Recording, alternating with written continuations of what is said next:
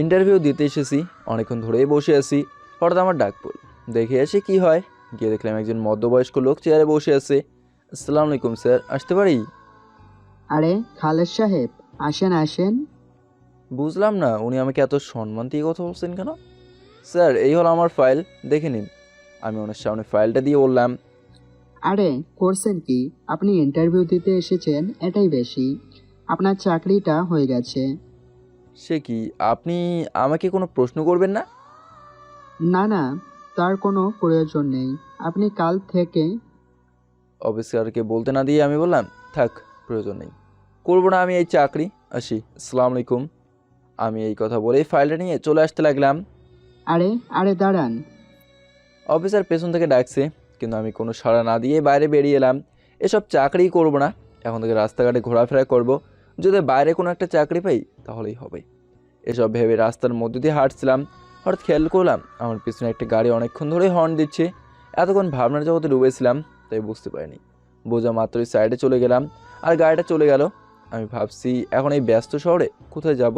আমি জানি এখন আমি যেখানে চাকরির জন্য যাই না কেন, কোনো স্থানে আমি নিজের যোগ্যতা দিয়ে চাকরি করতে পারবো না। এসব ভাবতে ভাবতে আমি রেলওয়ে স্টেশনে চলে এলাম। যাদের কোনো ঠিকানা নেই তারা স্টেশনেই শুয়ে থাকে, আজ থেকে না হয় আমি এদের মাঝে একজন। যেই ভাবা সেই কাজ। আমি আমার ব্যাগটা পাশে রেখেই শুয়ে পড়লাম। এখানে ব্যাগ রাখাটা কোনো নিরাপদ নয়, তাই শুয়ে না থেকে উঠে বসে পড়লাম। ভাবছি কুলির কাজ করব। এইভাবে অনেকক্ষণ বসে থাকার পর রাত্রি নেমে এলো। পকেটে তেমন কোনো টাকাও নেই যে এই মুহূর্তে কোনো কিছু খাবো। পকেটে একটা ছোট ফোন পড়ে আছে। হঠাৎ পেছন থেকে কেউ আমার কাঁধে হাত দিল। পেছনে তাকে দেখলাম একজন 45 কি 50 বছর বয়সের মধ্য একটা লোক আমার কাঁধে হাত দিয়ে ধরে আছে। আমি সাথে সাথে দাঁড়িয়ে পড়লাম। তোমাকে খুব চিন্তিত লাগছে কেন বাবা? কই না তো। ও, আমি যখন রাস্তা দিয়ে গাড়ি করে আসছিলাম তখন দেখলাম তুমি অন্যমনস্ক হয়ে রাস্তা দিয়ে হাঁটছিলে, তাই জিজ্ঞাসা করছিলাম। ও, তাহলে রাস্তায় গাড়িতে আপনিই ছিলেন? হুম। ও, অনেকদিন ধরে একটা চাকরি খুঁজছিলাম, কিন্তু কিছুতেই পেয়ে উঠছি না, জানেন। আমি একটু মিথ্যা বললাম। আজকালকার চাকরি বাকরি খুব অভাব। আচ্ছা, তুমি কি কি কাজ জানো? সব সব কাজ জানা আছে আমার। গাড়ি চালাতে পারো? খুব ভালো জানি। ড্রাইভারের কাজ করবে? কোথায়? আমার গাড়ি ড্রাইভ করার কথা বলছি। জি, আমি রাজি। তাহলে দেরি কেন, চলো। লোকটা বলে সামনে এগোতে লাগলো। আমি আস্তে আস্তে সামনে যেতে লাগলাম। একমাত্র পেটের জ্বালায় রাজি হয়েছি, নাহলে হয়তো রাজি হতাম না। আমি ভদ্রলোকটির পিছু পিছু গিয়ে গাড়িতে উঠলাম। এর আগেও আরও অনেক চালিয়েছি, তবে সেগুলো আমার নিজের। আজ পরিস্থিতি অন্যরকম বলে ড্রাইভারই করছি। আমি উঠে গাড়িটা স্টার্ট দিলাম, আর ওই ভদ্রলোকটি আমার পাশে বসেছিলেন। তুমি কোনো চিন্তা করো না, তোমার থাকা খাওয়ার দায়িত্ব আমার। এসবের জন্য তোমার কাছে কোনো মাইনে কাটবো না। তাছাড়া প্রতি বছর ঈদের বোনাস সহ সকল জামা কাপড়ও পাবে। তবে তোমাকে আমার সাথে একটা চুক্তি করতে হবে। জি, সমস্যা নেই, বলেন কি চুক্তি? আমি না বলা পর্যন্ত তুমি কাজ থেকে যেতে পারবে না। এ কি বলছেন স্যার? আপনি আমাকে থাকা খাওয়ার ব্যবস্থা করে দিচ্ছেন, আর আমি আপনাকে খুশি না করে চলে যাব? এ কি করে হয় বলেন? হুম আমি তোমার কাছ থেকে এটাই আশা করি। আর আমাকে স্যার স্যার বলো না তো। আমার নাম আশরাফ। তুমি আমাকে আঙ্কেল বলে ডাকতে পারো। ঠিক আছে স্যার, মানে আঙ্কেল। এবার থামো, আমরা এসে পড়েছি। এতক্ষণ উনি আমাকে ইশারায় রাস্তা দিয়ে গিয়ে দিচ্ছিলেন। আমরা দুজনেই গাড়ি থেকে নামলাম। নামার পর এসো ভেতরে এসো, সেখানে তোমার ঘরটা দেখিয়ে দিচ্ছি। হুম তারপর আমি আমার ব্যাগ নিয়ে ভেতরে যাচ্ছিলাম। বাড়ি থেকে বাড়িটাকে রাজপ্রাসাদ বলেই মনে হচ্ছে। অনেক বড় এবং সুন্দর এই বাড়ি। চারিদিক দেখতে দেখতে আমি ঘরে প্রবেশ করলাম। বাড়ি থেকে ঘরটা যতটা ভেবেছিলাম, এসে দেখলাম তার থেকেও সুন্দর। কিন্তু তেমন অবাক হয়নি, কারণ এর আগেও আরও এমন অনেক ঘরে থেকেছি আমি। এটা হলো আমাদের বাড়ি। বাড়িতে তেমন কেউ থাকে না। কাজের লোকেরা এখন নিজেদের বাড়ি চলে গেছে। এখন শুধু আমি আর আমার দুই কন্যা আছি এই বাড়িতে। আর ম্যাডাম? উনি রোহিতাকে জন্ম দেওয়ার পরেই পৃথিবী থেকে বিদায় নিয়ে নেন। আঙ্কেল একটা দীর্ঘশ্বাস ফেলে বলল, ও সরি, কিন্তু রোহিতা? ও, তোমাকে তো বলা হয়নি, আমার ছোট মেয়ের নাম রোহিতা আর বড় মেয়ের নাম ঈশিতা। আর একটা 7-8 বছর বয়সী মেয়ে এসে আঙ্কেলকে বলল, বাবা, তুমি তুমি এতক্ষণ কোথায় ছিলে? জানো, একা একা আমার একদম ভালো লাগছিল না। আঙ্কেল আমাকে দেখিয়ে, এই তো তোমার এই ভাইয়াকে নিয়ে আসতে গেছিলাম। আর তোমার আপু কই? ওইটা একদম ভালো না, আমাকে নিয়ে খেলতে খেলতে ঘুমিয়েই পড়েছে। ও। বাবা, এই ভাইয়া বুঝি এখানেই থাকবে? এখন থেকে সে এখানে থাকবে। আর খালেদ, এ হলো আমার ছোট মেয়ে রোহিতা। জি। মা রোহিতা, যাও ভাইয়াকে ঘরটা দেখে নিয়ে এসো, খেতে হবে তো। আচ্ছা বাবা, চলো ভাইয়া। চলো। আমি রোহিতার গালে হাত দিয়ে বললাম, অনেক কিউট একটা মেয়ে, আচরণও অনেক ভালো। সে আমাকে তার পিছু পিছু নিয়ে যাচ্ছে, আমি তার পিছু পিছু গেলাম। অবশেষে রোহিতা আমাকে একটা ঘরে নিয়ে গেল। এটাই হলো তোমার ঘর, আজ থেকে তুমি এখানেই থাকবে। মেয়েটা একটা মিষ্টি সুরেই বলল, আচ্ছা। তারপর আমি আমার ব্যাগপত্র সেখানে রেখে দিলাম এবং রোহিতা আমাকে তাদের খাবার ঘরে নিয়ে গেল। সেখানে আমি আর আঙ্কেল খেয়ে নিলাম। অনেক ভালো খাবার হলো আমাদের। তারপর রোহিতাকে তার বাবা নিয়ে গেল, আর আমি আমার ঘরে এসে ব্যাগের জিনিসপত্র গুছিয়ে রেখে দিলাম এবং বিছানায় শুয়ে একটা বড় ঘুম দিলাম। সকালে উঠলাম রোহিতার ডাকে। তারপর রোহিতা যা বলল তা শুনে অনেকটাই অবাক হলাম। তুমি এখনো শুয়ে আছো? ওইদিকে ওই ডাইনিটি চিৎকার করে একা একাই কলেজে চলে গেছে। তার নাকি কলেজে দেরি হয়ে যাচ্ছে। কিন্তু ডাইনিটা আবার কে? ওই যে আমার একটা বোন আছে না, ইসি, তার কথাই বলছি। তার জন্যই তো আমাদের আগের ড্রাইভারটা পালিয়েছে। ও, তা তিনি চলে গেলেন কেন? ও অনেক রাগী। ও শুনেছে যে নতুন ড্রাইভার হয়েছে, কিন্তু সে এখনো ঘুম থেকে ওঠেইনি, তাই কিছুক্ষণ বকবক করে চলে গেছে। ও, তা তুমি আমাকে ডাকলেই পারতে। ডাকবো কি করে? আমি নিজেই তো এইমাত্র ঘুম থেকে উঠলাম। এখন বাবা আমাকে পাঠিয়েছে আমি যেন তোমাকে ডেকে নিয়ে যাই। তাড়াতাড়ি ফ্রেশ হয়ে এসো, আমি তোমাকে নিয়ে যাই, খেতে হবে তো। ও, তাহলে চলো। তারপর আমি ফ্রেশ হয়ে রোহিতের সাথে বাইরে চলে এলাম। এসে দেখলাম আঙ্কেল খাবার টেবিলে বসে আছে। আমি গিয়ে সেখানে দাঁড়িয়ে রইলাম। তারপর রোহিতা আমাকে টেনে একটা চেয়ারে বসিয়ে দিয়েছে। আমি সেখানেই বসে রইলাম। বসে আছো কেন? খাওয়া শুরু করো। আঙ্কেল, বড় মেম সাহেব নাস্তা করে গেছেন? হুম তার কথা চিন্তা করতে হবে না। তার কথা চিন্তা করে তোমার লাভ নেই। তোমাকে কিছু কথা বলে রাখি, আমার মেয়েটা এমনিতেই বদমেজাজি। তার সাথে সাবধানে কথাবার্তা বলো, আর তার কোনো কথায় মন খারাপ করো না। আর তুমি নিজেকে শুধু ড্রাইভার মনে করো না, তুমি ঈশিতাকে রক্ষা করার দায়িত্ব নিতে পারো। এতে তোমার টাকা দ্বিগুণ করে দেওয়া হবে। সমস্যা নেই আঙ্কেল, আমি এসব সামলে নিতে পারবো। আপনি এসব নিয়ে একদম চিন্তা করবেন না। সে ভরসা আমি তোমার উপর রাখি। জি। এখন খেয়ে নাও, তারপর ঈশিতাকে নিয়ে আসতে যেতে হবে। জি আঙ্কেল। তারপর আমি খেয়ে নিলাম। এখন আমি শুধু ড্রাইভারই নয়, আমি একজন বডিগার্ড। ভাবতেই অবাক লাগছে, দুনিয়ার কি অপরূপ পরিবর্তন। আগে আমার কাছে 4-5টা বডিগার্ড সবসময় থাকতো, আর এখন আমি নিজেই অন্যের বডিগার্ড। আমি বডিগার্ড হওয়ার রাজি হতাম না, শুধু টাকার কথা শুনে রাজি হলাম। আমার টাকার দরকার, প্রচুর টাকার দরকার। নিজে কাজ করতে চাই নিজের যোগ্যতায়। চলো, ঘরে যাবে না? ও, চলো। তারপর আমি আর রোহিতা চলে এলাম আমার রুমে। সেখানে দুজনে কিছুক্ষণ গল্প করার পর আমি প্রস্তুত নিয়ে নিলাম বড় মেম সাহেবকে নিয়ে আসার জন্য। আমি প্রস্তুত হয়ে আঙ্কেলের সামনে গেলাম। আঙ্কেল, আজ অফিসে যাননি, তাই তিনি সারাদিন বাড়িতেই থাকবেন। কিন্তু আঙ্কেল, আমি মেম সাহেবকে চিনব কী করে? আজকে যাওয়ার সময় দেখলাম একটা লাল জামা পরে গেছে। দাঁড়াও, আমি তোমাকে তার একটা ছবি দিচ্ছি। ঠিক আছে আঙ্কেল। তারপর আঙ্কেল একটা ছবি এনে আমার হাতে দিলেন। মেয়েটা দেখতে অনেক সুন্দর, যে কেউ ক্রাশ খাবে। কিন্তু আমার এসব দেখলে চলবে না। আমি কলেজের ঠিকানাটা নিয়ে চলে এলাম কলেজের সামনে। এই পুরো শহর আমার অনেক চেনা, তাই কলেজ চিনতে সমস্যা হলো না। এসে দেখলাম কলেজ এই মাত্র ছুটি হয়েছে। চারিদিকে অনেক মেয়ে বেরিয়ে এসেছে, কিন্তু আমার এসব দেখলে চলবে না। মেম সাহেবকে খুঁজে বের করতে হবে, কিন্তু এত মেয়ের মাঝ থেকে কি করে খুঁজে বের করবো আমি? তবুও কলেজের ভেতর তাকে খুঁজেই চলেছি। হঠাৎ শুনলাম আমার পেছন থেকে যেন কোনো মেয়ে ডাকছে। গলার সুরটাও অনেক চেনা চেনা লাগছে। পিছনে তাকে দেখলাম, এটা আর কেউ নয়, আমার সেই কলেজের ফ্রেন্ড মোহিনী। আমরা একসাথেই কলেজে পড়াশোনা করতাম, কিন্তু এখন সে কলেজে কি করছে? হাই মোহিনী, কি খবর? কতদিন পর দেখা হলো আমাদের। সেটাই তো, আমি তোমাকে কতক্ষণ ধরে রাখছি, কিন্তু তুমি তো সাড়াই দিচ্ছ না। আরে শুনতে পাইনি, তুমি কলেজে কি করছো? ছোট ভাইকে নিতে এসেছি, সেও এখানেই লেখাপড়া করে। ও, তা তোমার ভাই কোথায়? তোমাকে দেখেই আমি ওকে রেখে দৌড়ে এলাম। আচ্ছা, তুমি কি খুঁজছো? ম্যাম সাহেবকে খুঁজছি। মেম সাহেব মানে? ড্রাইভারি প্লাস বডিগার্ডের চাকরি করছি একটা মেয়ের। কি কি বলছো এসব? কি হয়েছে তোমার? সত্যি করে বলো তো। কিছু হয়নি, এখন আসি। ম্যাম সাহেবকে খুঁজতে হবে, বাই। আরে শুনে তো যাও, কিছু কথা আছে। মোহিনী পিছন থেকে ডাকছিল, কিন্তু আমার সময় নেই। অনেক খোঁজার পর একটা মেয়ের দিকে আমার চোখ পড়লো। ছবিটা হাতে নিয়ে দেখলাম এই সেই মেয়ে যার খোঁজে আমি ক্লান্ত। আমি এসে তার পাশে গিয়ে দেখলাম আর অনেক মেয়ে আছে তার সাথে। ম্যাম, আমি আপনাকে নিতে এসেছি। ও, তাহলে তুমি সেই ড্রাইভার? সকালে এত দেরি করে ঘুম থেকে ওঠো কেন? জি ম্যাম, প্রথম দিন তো তাই ভুল হয়ে গেছে। পরের বার থেকে আর এমন হবে না। মনে থাকে যেন। এখন চলো।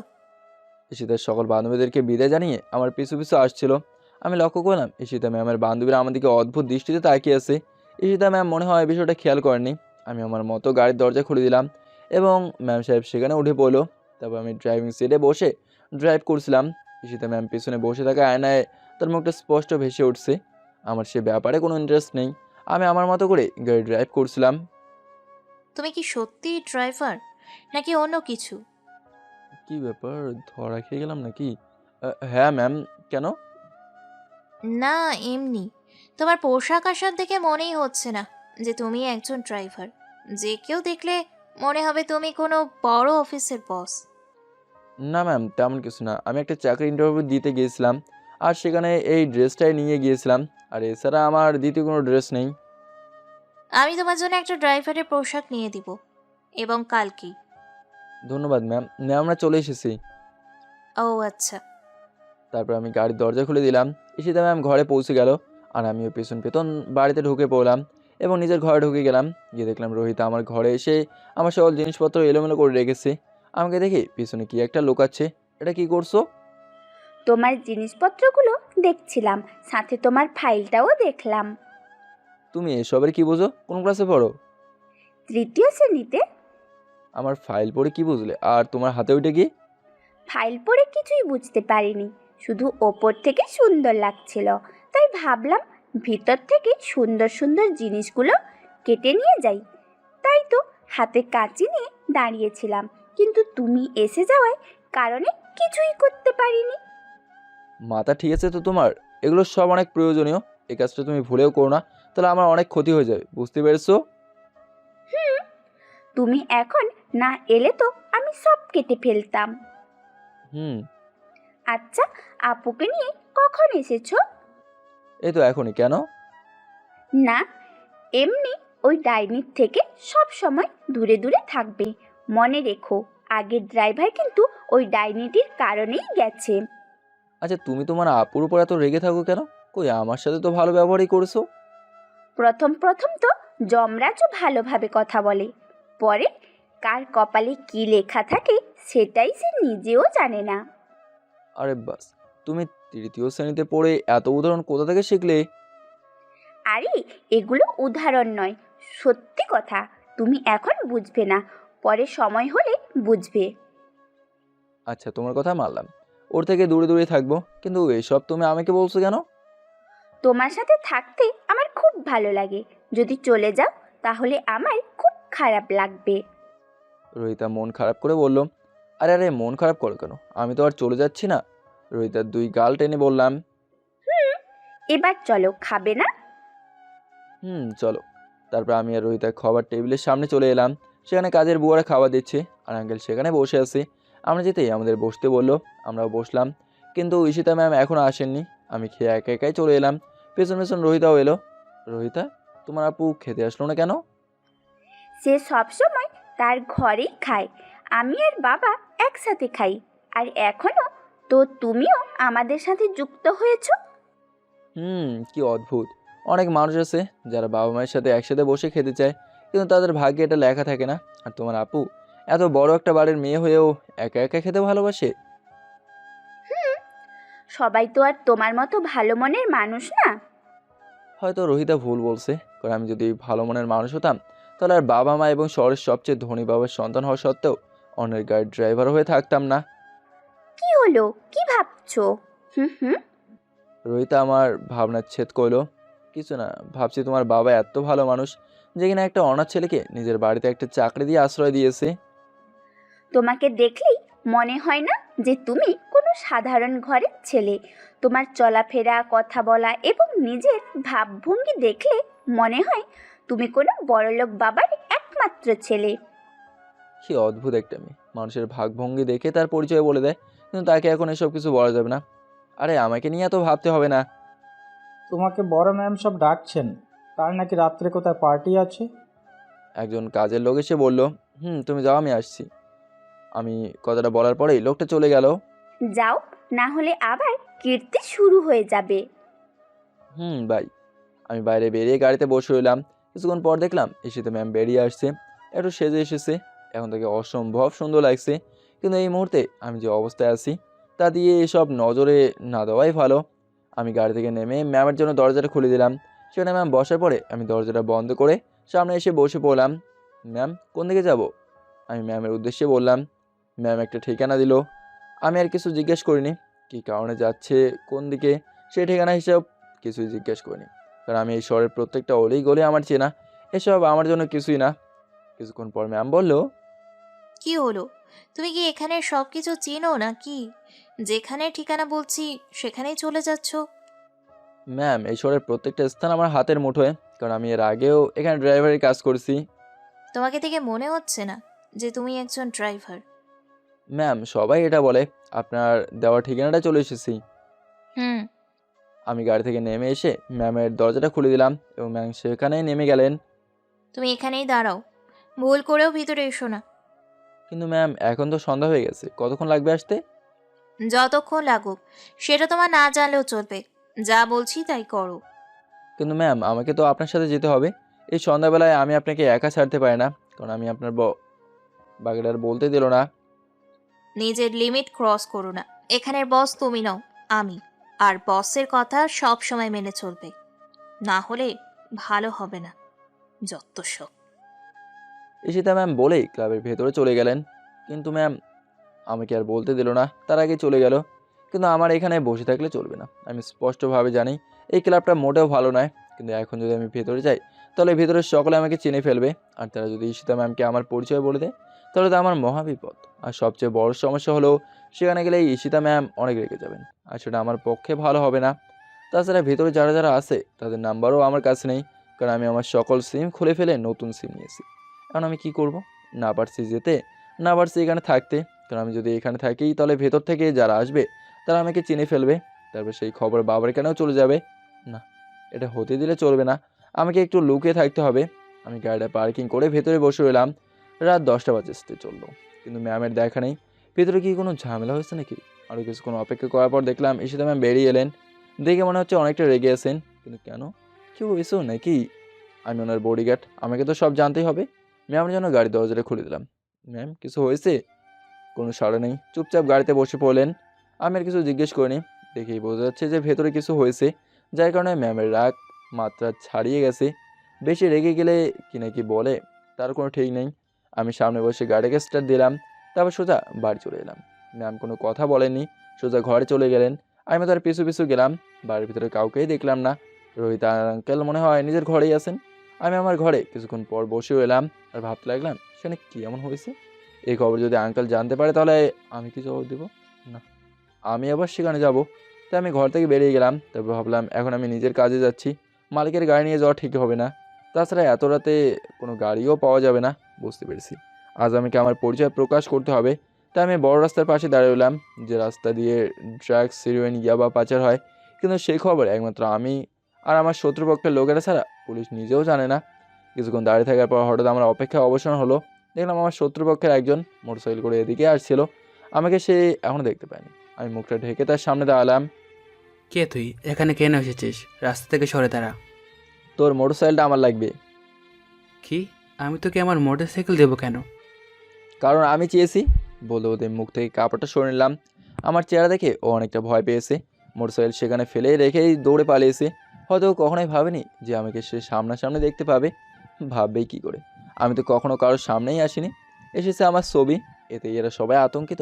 যাক, এসব না ভেবে সেখান থেকে মোটরসাইকেলটাকে নিয়ে আমি চলে এলাম সেই ক্লাবের সামনে। আমি কোনো দিকে না তাকিয়ে শুধু ক্লাবের ভেতরে আসতে লাগলাম। এসে দেখলাম সবল বাজে ভণ্ডরা এখানে মেয়ে নিয়ে ফুর্তি করছে। আমি এখানে এসেছি সেটা এখনও কেউ খেয়াল করেনি। আমি সোজা চলে গেলাম সেই মিউজিকের কাছে। প্রথমে মিউজিকটা বন্ধ করলাম, এতে সবার চোখ আমার দিকে পড়লো। আমাকে দেখে এখানে সকল বাজে ছেলেরা ভূত দেখার মতো চেয়ে রইলো। ভাই আপনি এখানে, মানে আপনি খবর দিলে তো আমরা নিজেই চলে যেতাম। ওদের মাঝ থেকে একজন বলল, এখানে ঈশিতাকে কে রাগিয়েছে? এখানে তার সাথে কি হয়েছিল? ভাই আমরা বুঝতে পারিনি যে ঈশিতা ম্যাম আপনার পরিচিত। বিশ্বাস করেন ভাইয়া, আমরা জানতাম না। আমি এখন জানতেও চাই না এখানে কি হয়েছিল। আমি শুধু এটাই জানি যে ঈশিতা এখান থেকে রাগে বেরিয়ে গেছে। আমি কালকের মধ্যে তোদের সবাইকে যেন ওদের বাড়িতে দেখি এবং তোরা তার কাছে আমার সামনে ক্ষমা চেয়ে আসবি।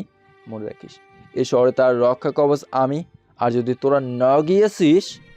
আপনি কোনো চিন্তা করবেন না ভাই, আমরা কাল সকালেই চলে যাব। আর একটা কথা, আমি এখানে এসেছিলাম সেটা যেন কোনোভাবে ঈশিতা জানতে না পারে।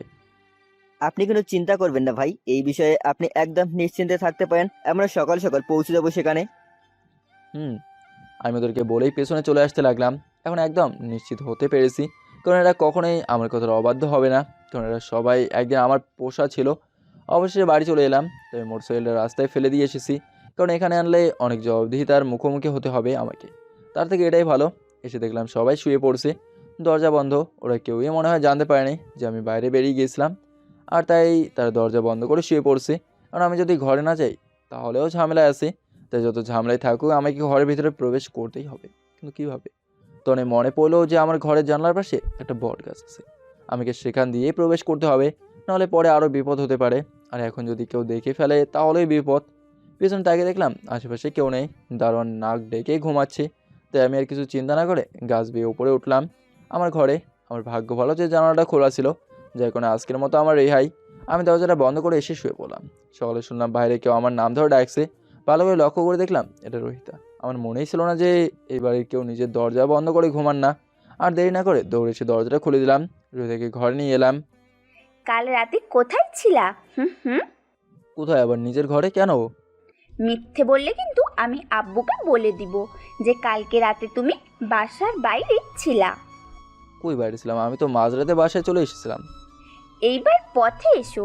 মাঝরাত পর্যন্ত কোথায় ছিলা ভাইয়া? এই তো একা একা ভালো লাগছিল না, তাই বাইরে ঘুরতে গিয়েছিলাম।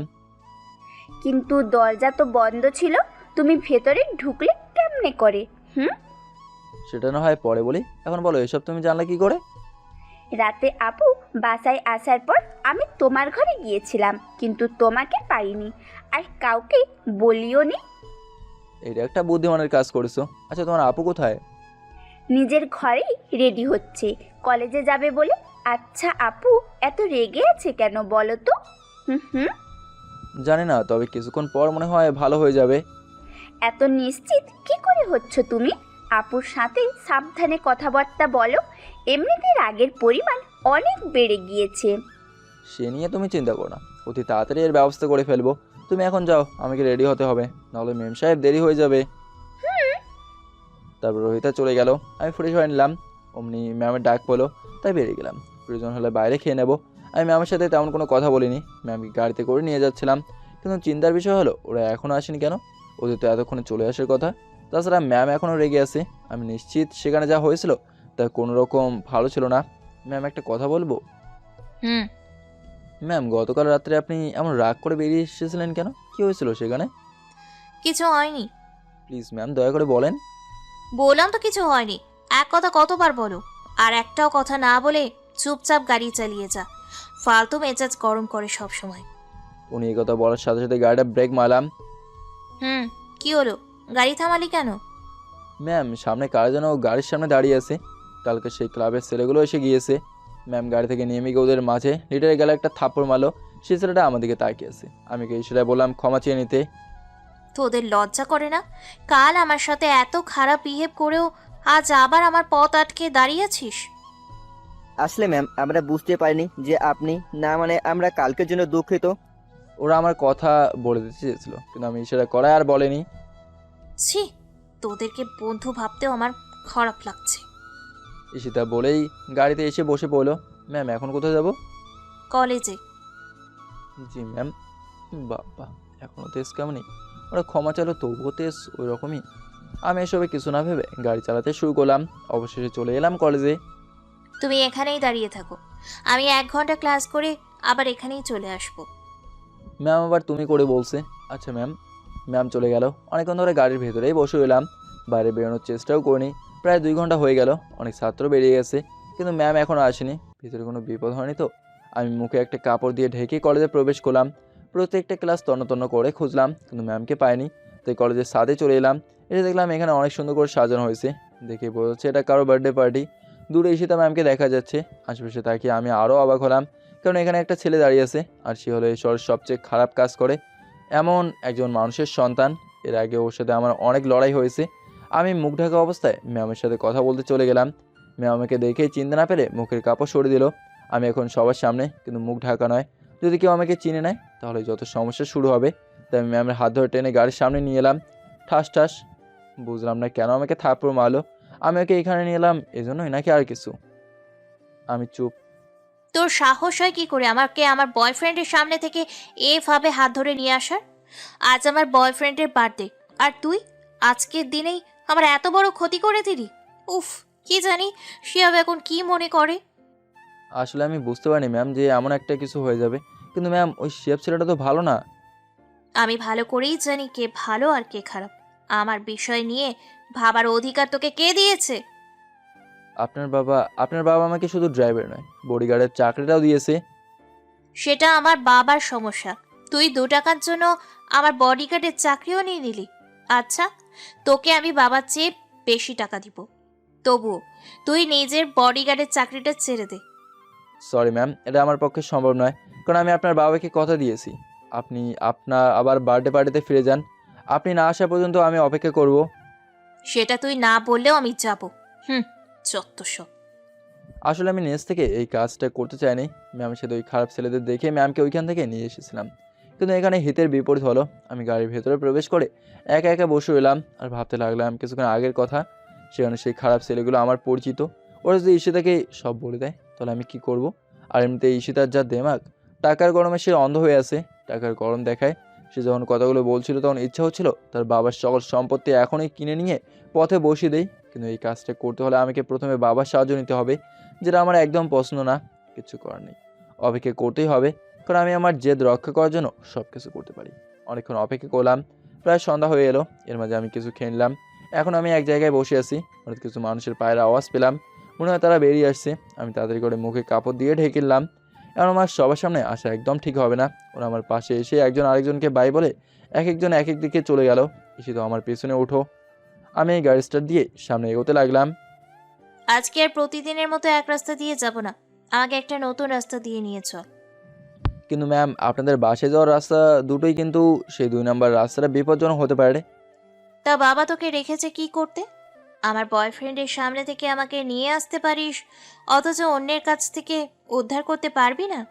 আমার ভাগ্য ভালো যে শিহাব সেই মুহূর্তে অন্য দিকে তাকিয়েছিল, না হলে আজ তাকে সামলানো যেত না। ঠিক আছে ম্যাম, আমি আপনাকে সেই রাস্তা দিয়ে নিয়ে যাচ্ছি। হুম। আমি এমনি এমনি তাকে না করিনি, কারণ না করার কারণ হলো সেখান থেকে যাওয়ার সময় গাড়ি সার্চ করা হয়, আর সেখানে সার্চের জন্য যাদের রাখা হয়েছে তারা আমাকে খুব ভালো করেই চেনে। কিন্তু ঈশিতা এক মুহূর্তে আমার মালিক, সে যা বলবে এখন আমাকে তাই করতে হবে। তাছাড়া সেখান দিয়ে আর কোনো বিপদ নেই। ওকে শুধু একটু মিথ্যা বলেছি, কারণ এই কারণে হয়তো সে রাস্তা দিয়ে যেতে না করতো, কিন্তু সে তার জেদ ঠিকই টিকিয়ে রেখেছে। এছাড়া আর তৃতীয় কোনো রাস্তা নেই যে তাকে সেদিক দিয়ে নিয়ে যাব। আমি আমার মুখ থেকে কাপড় সরে নিলাম। ঈশিতা মনে হয় এতক্ষণ খেয়াল করেনি যে আমার মুখে একটা কাপড় ছিল। থাক, খেয়াল না করাই ভালো। এই গাড়ি থামাও থামাও। সার্চম্যান বাঁশি বাজিয়ে আমাদের দাঁড় করালো। আমি কিছু না বলে গাড়ি দাঁড় করে গ্লাসটা নিচে নামালাম। সরি স্যার, বুঝতে পারিনি, আপনি আসতে পারেন। আমি সেখান থেকে চলে এলাম। ঈশিতা অবাক হয়ে আমার দিকে তাকিয়ে আছে। সার্চম্যান আমাকে স্যার বলার কারণে ঈশিতা অনেক অবাক। কি হলো? সার্চম্যান তোকে স্যার বললো কেন? সেটা আমি কি করে বলবো? যদি রাস্তায় আমাকে কেউ স্যার বলে তাহলে সেখানে আমি দায়ী হব কেন? না, এটা কিছুতেই হতে পারে না। নিশ্চয়ই কোনো ঝামেলা আছে। সার্চম্যান তো আর যাকে তাকে স্যার বলতে পারে না। আচ্ছা, লেখাপড়া কোন পর্যন্ত করেছিস? এই তো ক্লাস 8 পাস করেছিলাম। গরিবের আবার লেখাপড়া। সব বুঝে বলছিস তো? কেন? আমাকে বোকা পেয়েছিস? ক্লাস 8 পাস করেও কেউ ইন্টারভিউ দিতে চায়? ইস, ধরা খেয়ে গেলাম। আরে বুঝতে পারছেন না কেন? ক্লাস 8-এর সার্টিফিকেট নিয়ে ইন্টারভিউ দিতে গিয়েছিলাম, বলেই তো চাকরিটা হলো না। আচুক। আচ্ছা, ঈশিতা আরও বলতে চেয়েছিল, কিন্তু আমি বাধা দিলাম। ম্যাম, আমরা আমরা এসেছি। ও তারপর ঈশিতা গাড়ি থেকে নেমে চলে গেল, আমিও তার পিছু পিছু নেমে গেলাম। তারপর আমিও ঘরে চলে গেলাম। আমি ঘরে গিয়ে আঙ্কেল এইমাত্র অফিস থেকে এসেছে, আঙ্কেলের গাড়ির জন্য আলাদা একটা ড্রাইভার রাখা আছে, সে আঙ্কেলকে সবসময় ড্রপ করে দিয়ে আসে। আর সেই ড্রাইভার নিজের বাড়িতে থেকেই কাজ করে। আমরা নিজেরা নিজেদের রুমে ঢুকে গেলাম। কিছুক্ষণ পর রোহিতা এলো। আজকে এত দেরিতে আসলে কেন? হুম, কলেজে তো আরো অনেক আগেই ছুটি হয়ে গিয়েছে। আসবো কি করে, অনেকক্ষণ বসে থাকার পরে তোমার আপুর দেখা মিললো।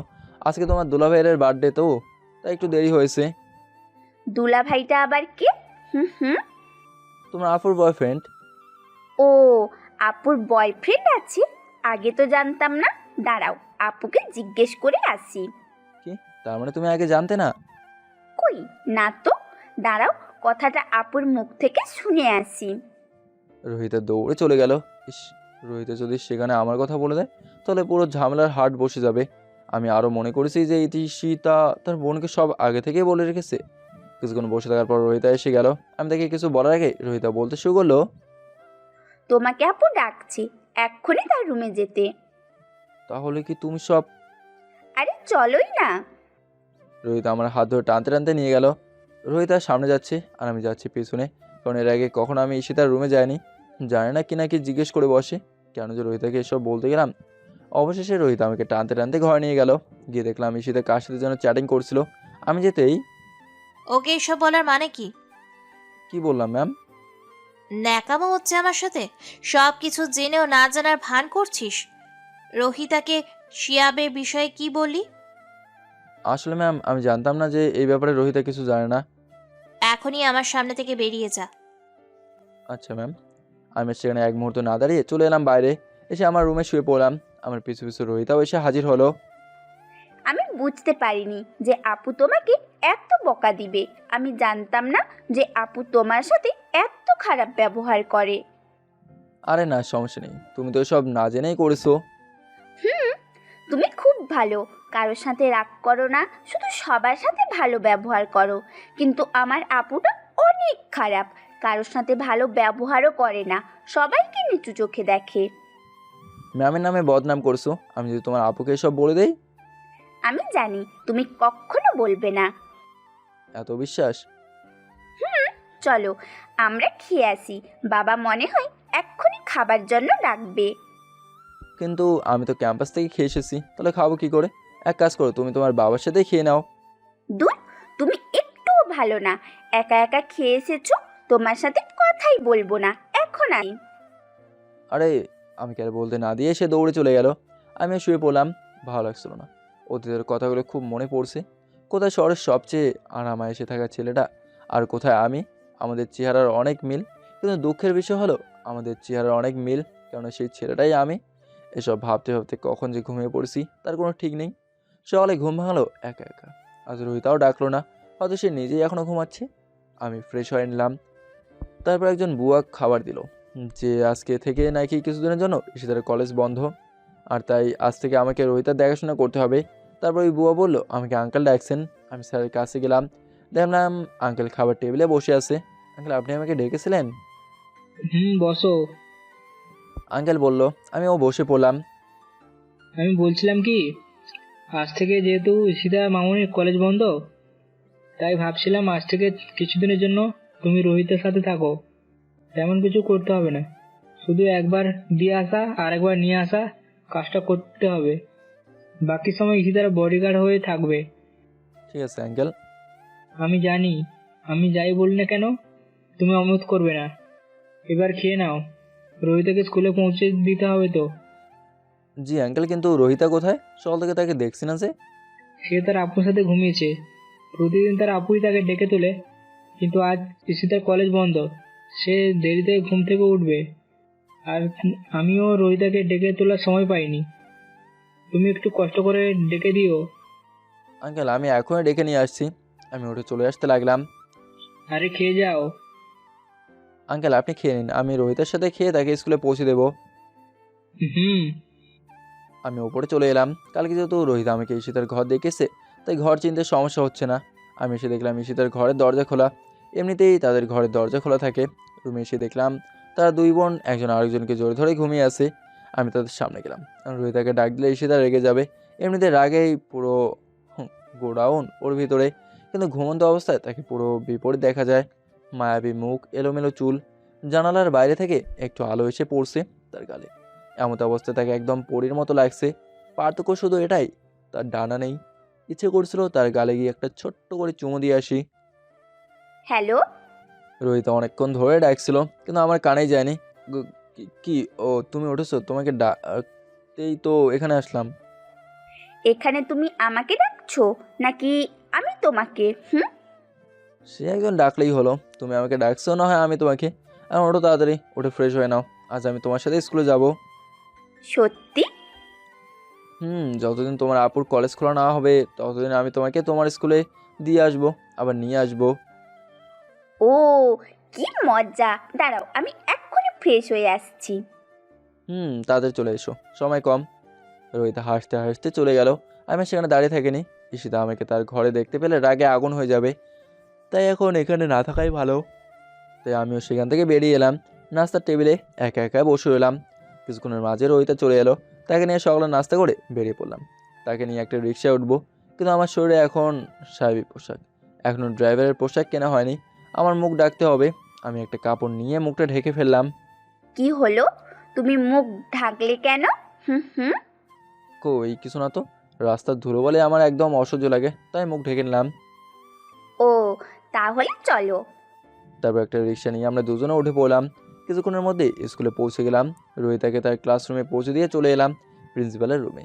আমার মুখের কাপড়টা সরিয়ে প্রিন্সিপালের সামনের চেয়ারটাতে গিয়ে বসলাম। আমাকে দেখে প্রিন্সিপাল সাহেব চিনতে না পেরে দাঁড়িয়ে গেলেন।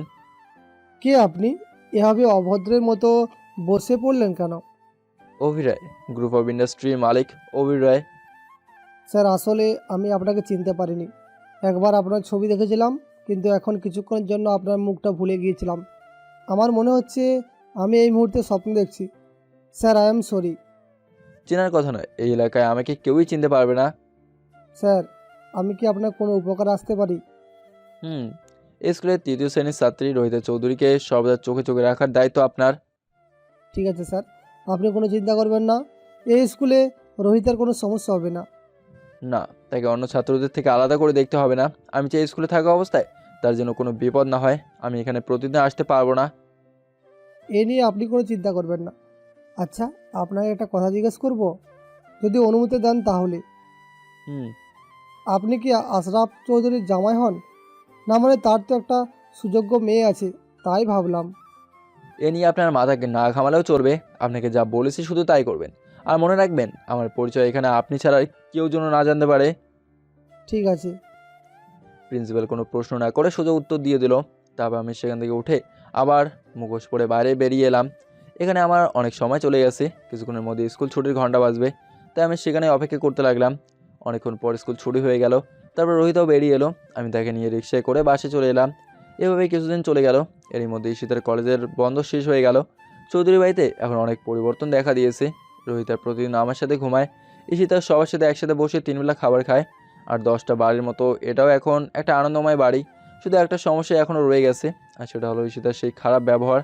আমার মনে হয় এই খারাপ স্বভাব সেদিনই যাবে, যেদিন শিহাব তার আসল রূপ ঈশিতাকে দেখাবে। আর সেদিন বেশি দেরি নেই। প্রতিদিনের মতো আজকেও রোহিতা আমার সাথেই ঘুমিয়েছিল। চলো সেই সবার আগে ঘুম থেকে উঠে আমাকে ডেকে তুললো। তারপর সকলে মিলে ফ্রেশ হয়ে খাবার খেয়ে নিলাম। আমি ভালো করে জানি যে এই ব্যাপারটা ঈশিতা একদম পছন্দ করে না, তবু আঙ্কেলের সামনে কিছু বলে না। আজ তারা কেউ স্কুলে অথবা কলেজে যাবে না, কারণ আজকে তারা দুই বোন ঘুরতে বের হবে। আমাকে রোহিতা বলেছিল, কিন্তু আমি যাই নাই। তারা রিক্সায় করে ঘুরবে, সেখানে আমি গিয়ে কী করব? তাই আমি রুমে গিয়ে শুয়ে পড়লাম। হঠাৎ একটা ফোন পেয়ে আমি আতঙ্কিত হয়ে পড়লাম। হ্যালো, কে বলছেন? তোর শুভাকাঙ্ক্ষী, যা বলছি মন দিয়ে শোন।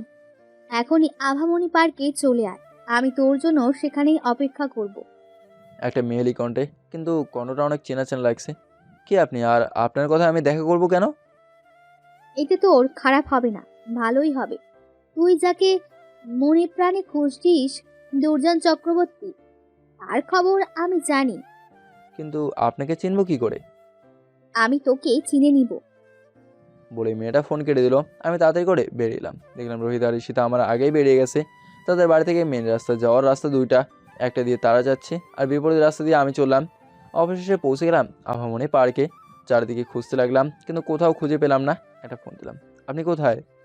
এখানে চলে আয়, একটা রঙের জামা পরে আছে। হুম। আমি মেয়েটার বড় জায়গায় চলে গেলাম। দেখলাম তেমনই একটা মেয়ে উল্টো দিকে ফিরে দাঁড়িয়ে আছে। আমি মেয়েটার পাশ গেলাম। এই যে শুনছেন, আমি বলতে মেয়েটা আমার দিকে ফিরলো। আরে এ তো আমাদের কোম্পানির ম্যানেজার। মারিয়া, আপনি? আমি তোর কোম্পানির ম্যানেজার হয়ে নয়, তোর কলেজ ফ্রেন্ড হয়ে এসেছি। ও, এবার বলো বাবা কেমন আছে? ভালোই। আচ্ছা অভি, একটা কথা বলতো, তুই সব জেনে শুনে কেন বাড়ি থেকে চলে এলি? তুই তো সব ভালো করে জানিস। আমার লুকে থাকার উদ্দেশ্য হলো দুর্জনকে আবার দেশে ফিরিয়ে আনা। ও যদি জানতে পারে যে আমি বাড়ি থেকে চলে গিয়েছি, তাহলে সে আবার দেশে ফিরে আসবে। সে না হয় বুঝলাম, কিন্তু আসার সময় তুই তোর বাবাকে দোষ দিয়ে না আসলেই পারতি। এই সব কিছু শুধু একটা নাটক। ও, তা কি করেছিস আজকাল? কোথায় থাকিস? একটা মেয়ের বডিগার্ডের কাজ করছি। কি? যে কিনা সারাদিন 5টা করে বডিগার্ড সাথে নিয়ে ঘুরতো, সে আজ একটা মেয়ের বডিগার্ড? এও মানতে হবে? এটাই বাস্তব। অভি, তোকে আমি আবারও বলছি, তুই সব ছেড়ে আমার বাসায় আয়, সেখানেই থাকবি। আমি তোর বন্ধু হয়ে বলছি। মানে আমার কাঁধে হাত দিয়ে বলল, না এসব কখনোই সম্ভব নয়। এখন বল দুর্জনের কি খবর? শত্রুর খবর নিচ্ছিস? তুই আমাকে তো এখনো জিজ্ঞেস করলি না যে আমি কেমন আছি। মারিয়া, তোকে আমি আগেও অনেকবার বলেছি এসব পাগলামো করিস না। আমার উদ্দেশ্য এখন একটাই, আর সে হলো দুর্জন। হুম, তাহলে শোন, দুর্জনের সামনের মাসে দেশে ফিরছে। আচ্ছা আসি। আমি সেখান থেকে চলে আসতে লাগলাম। বাহ, অভি রায় দেখছি এখন আর আগের অভি নেই। অভিরায় এখন খালুদ নামেই পরিচিত। একটু দাঁড়িয়ে বলে আবার সেখান থেকে চলে আসলাম। সেখান না থেকে চলে আসলাম বাসায়। এসে দেখলাম এখনও রোহিত আর ঈশিতা বাসায় আসেনি, আর আঙ্কেলও আসেনি। আমি আমার রুমে এসে শুয়ে রইলাম। কারণ আমাকে অনেক প্ল্যান করতে হবে, কারণ দুর্জন দেশে ঢোকা মাত্র তাকে আক্রমণ করতে হবে। এতদিনের প্রতিশোধ নেওয়ার সময় এসেছে। তার জন্য আমাকে 1 মাস অপেক্ষা করতে হবে। কিছুক্ষণ শুয়ে থাকার পর হঠাৎ একটা ফোন এলো। তাই দেখলাম এটা আর কেউ নয়, মারিয়া। আবার কেন ফোন দিয়েছিস? বাড়িতে পৌঁছে গিয়েছো? ওই এত ঢং করছিস কেন? ঢং করছি কোথায়, শুধু জিজ্ঞাসা করছি পৌঁছে গেছিস কিনা। রাখছি। আমি বলেই ফোনটা কেটে দিলাম। ওদিকে মানে না করেই যাচ্ছে। ফোন কেটে দরজা তাকিয়ে দেখলাম রোহিতা তাকিয়ে আছে। কথা বলা শেষ হয়েছে? কখন এসেছো? এই তো এই মাত্র। রোহিতা বলেই ঘরের ভেতরে প্রবেশ করছে। কোথায় কোথায় ঘুরেছো? অনেক জায়গায়, আভামনি পার্কেও গিয়েছিলাম। আভামনি পার্কে মানে? ঘাবড়ে গিয়েছো নাকি অভি ভাইয়া? অভি ভাই? কে অভি ভাই? আমি কোনো অভি টভিকে চিনি না। আমি শুধু খালেদকে চিনি। কে অভি? আমিও তো সেটাই বলছি, কে অভি? আমি আগে থেকেই জানতাম তোমার মাঝে কিছু একটা আছে, কারণ সেই দিন তুমি আমাকে স্কুলে পৌঁছে দেওয়ার পর প্রিন্সিপালের সাথে যা যা আলাপ করেছিলে সব আমি শুনে ফেলেছিলাম। তারপর আজ থেকে আভামনি পার্কে তোমাদের কথা শুনলাম, তখন আমি নিশ্চিত হলাম যে তুমি আমাদের থেকে কিছু একটা লুকাচ্ছ। ও, তাহলে জেনেই গিয়েছো? আমার মনে হয় আর শেষ রক্ষা হলো না। তুমি যদি আমাকে সব বলো, তাহলে আমি তোমাকে এই বাড়িতে থাকার ব্যবস্থা করে দিব। বলো কে তুমি, কি তোমার পরিচয়? আমি যদিও বলি তাহলে এখানে আমি আর থাকতে পারবো না। এখন তুমি যদি আমাকে কথা দাও যে এসব কথা তুমি কাউকে বলবে না, তাহলে আমি বলতে পারি। কথা দিলাম, তোমার বলা একটি কথাও আমি কাউকে বলবো না। এবার বলো। তাহলে শোনো, আমি খুব বড় একটা পরিবারের সন্তান। আমাদের না আছে টাকা পয়সার অভাব, না আছে অর্থকড়ির অভাব। আমি আমার পরিবারের একমাত্র সন্তান। মা বাবা দুজনেই ছিল আমার, কিন্তু হঠাৎ একটা ভুলের কারণে আজ আমার মা আর বেঁচে নেই। ছোটো থেকে বাবা আমাকে নিজের সাথে রাখেননি, কারণ বাবা কখনো চাননি যে আমি যেন অন্য কারোর সাহায্য নিয়ে বেঁচে থাকি। আমি যেন আর 5টা ছেলের মতো সারা জীবনযাপন করি সাধারণ।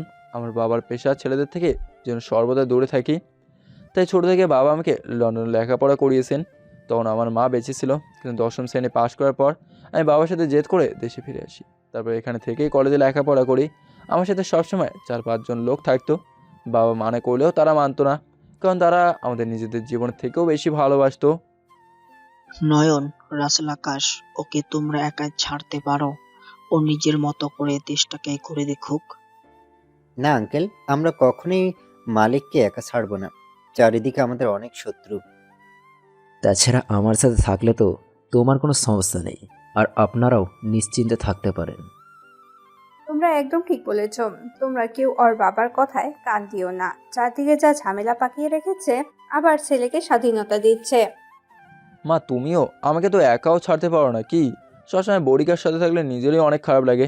আমি তো এখন আর ছোট নই যে কেউ আমাকে এত সহজে কিডন্যাপ করবে। হয়েছে হয়েছে, এসব নিয়ে তোকে আর ভাবতে হবে না আকাশ। তোমরা ওকে নিয়ে যাও। ঠিক আছে আন্টি, চলেন মালিক। ওই সবসময় মালিক মালিক করো না তো। আমি তোমাদেরই সমবয়সী, তাই আমাকে তুমি করে বলবে, আর আমার নাম ধরে ডাকবে, ওকে? ওর বাবা মায়ের দিকে তাকিয়ে আছে। আমাকে নাম ধরে ডাকলে বাবা তাদের শাস্তি দেবে এই ভয়ে। আমি বাবার দিকে তাকিয়ে দেখলাম বাবা কি বলে। আরে আমার দিকে দেখার কি আছে? ও যা বলছে তাই করো। এখানে এত ভাবার কিছু নেই। আমাকে যেহেতু আঙ্কেল ডাকো, ওকে তোমাদের বন্ধুই মনে করো। ঠিক আছে আঙ্কেল। চলো ভি।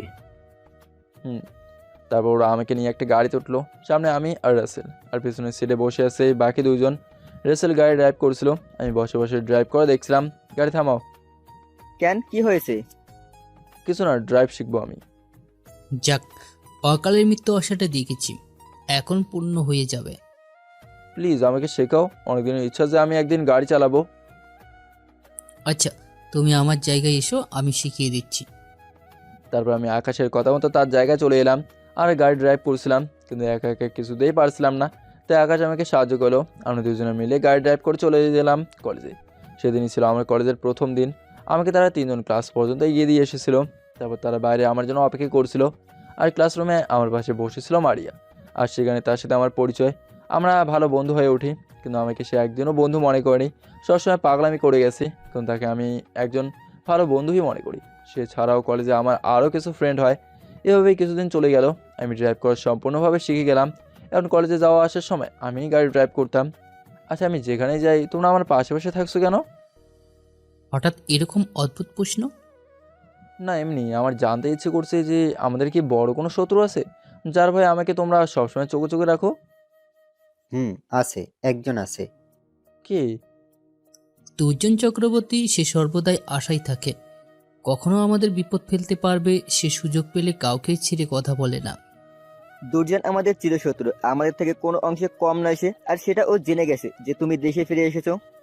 ও, তার জন্যই তোমরা আমাকে এভাবে ছাড়তে চাও না, তাই না?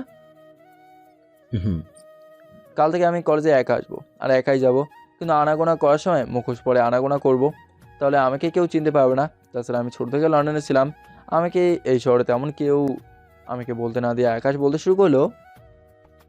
এই শহরের প্রত্যেকটা অলিগলিতে থাকা পোকামাকড় তোমাকে স্পষ্টভাবে চেনে।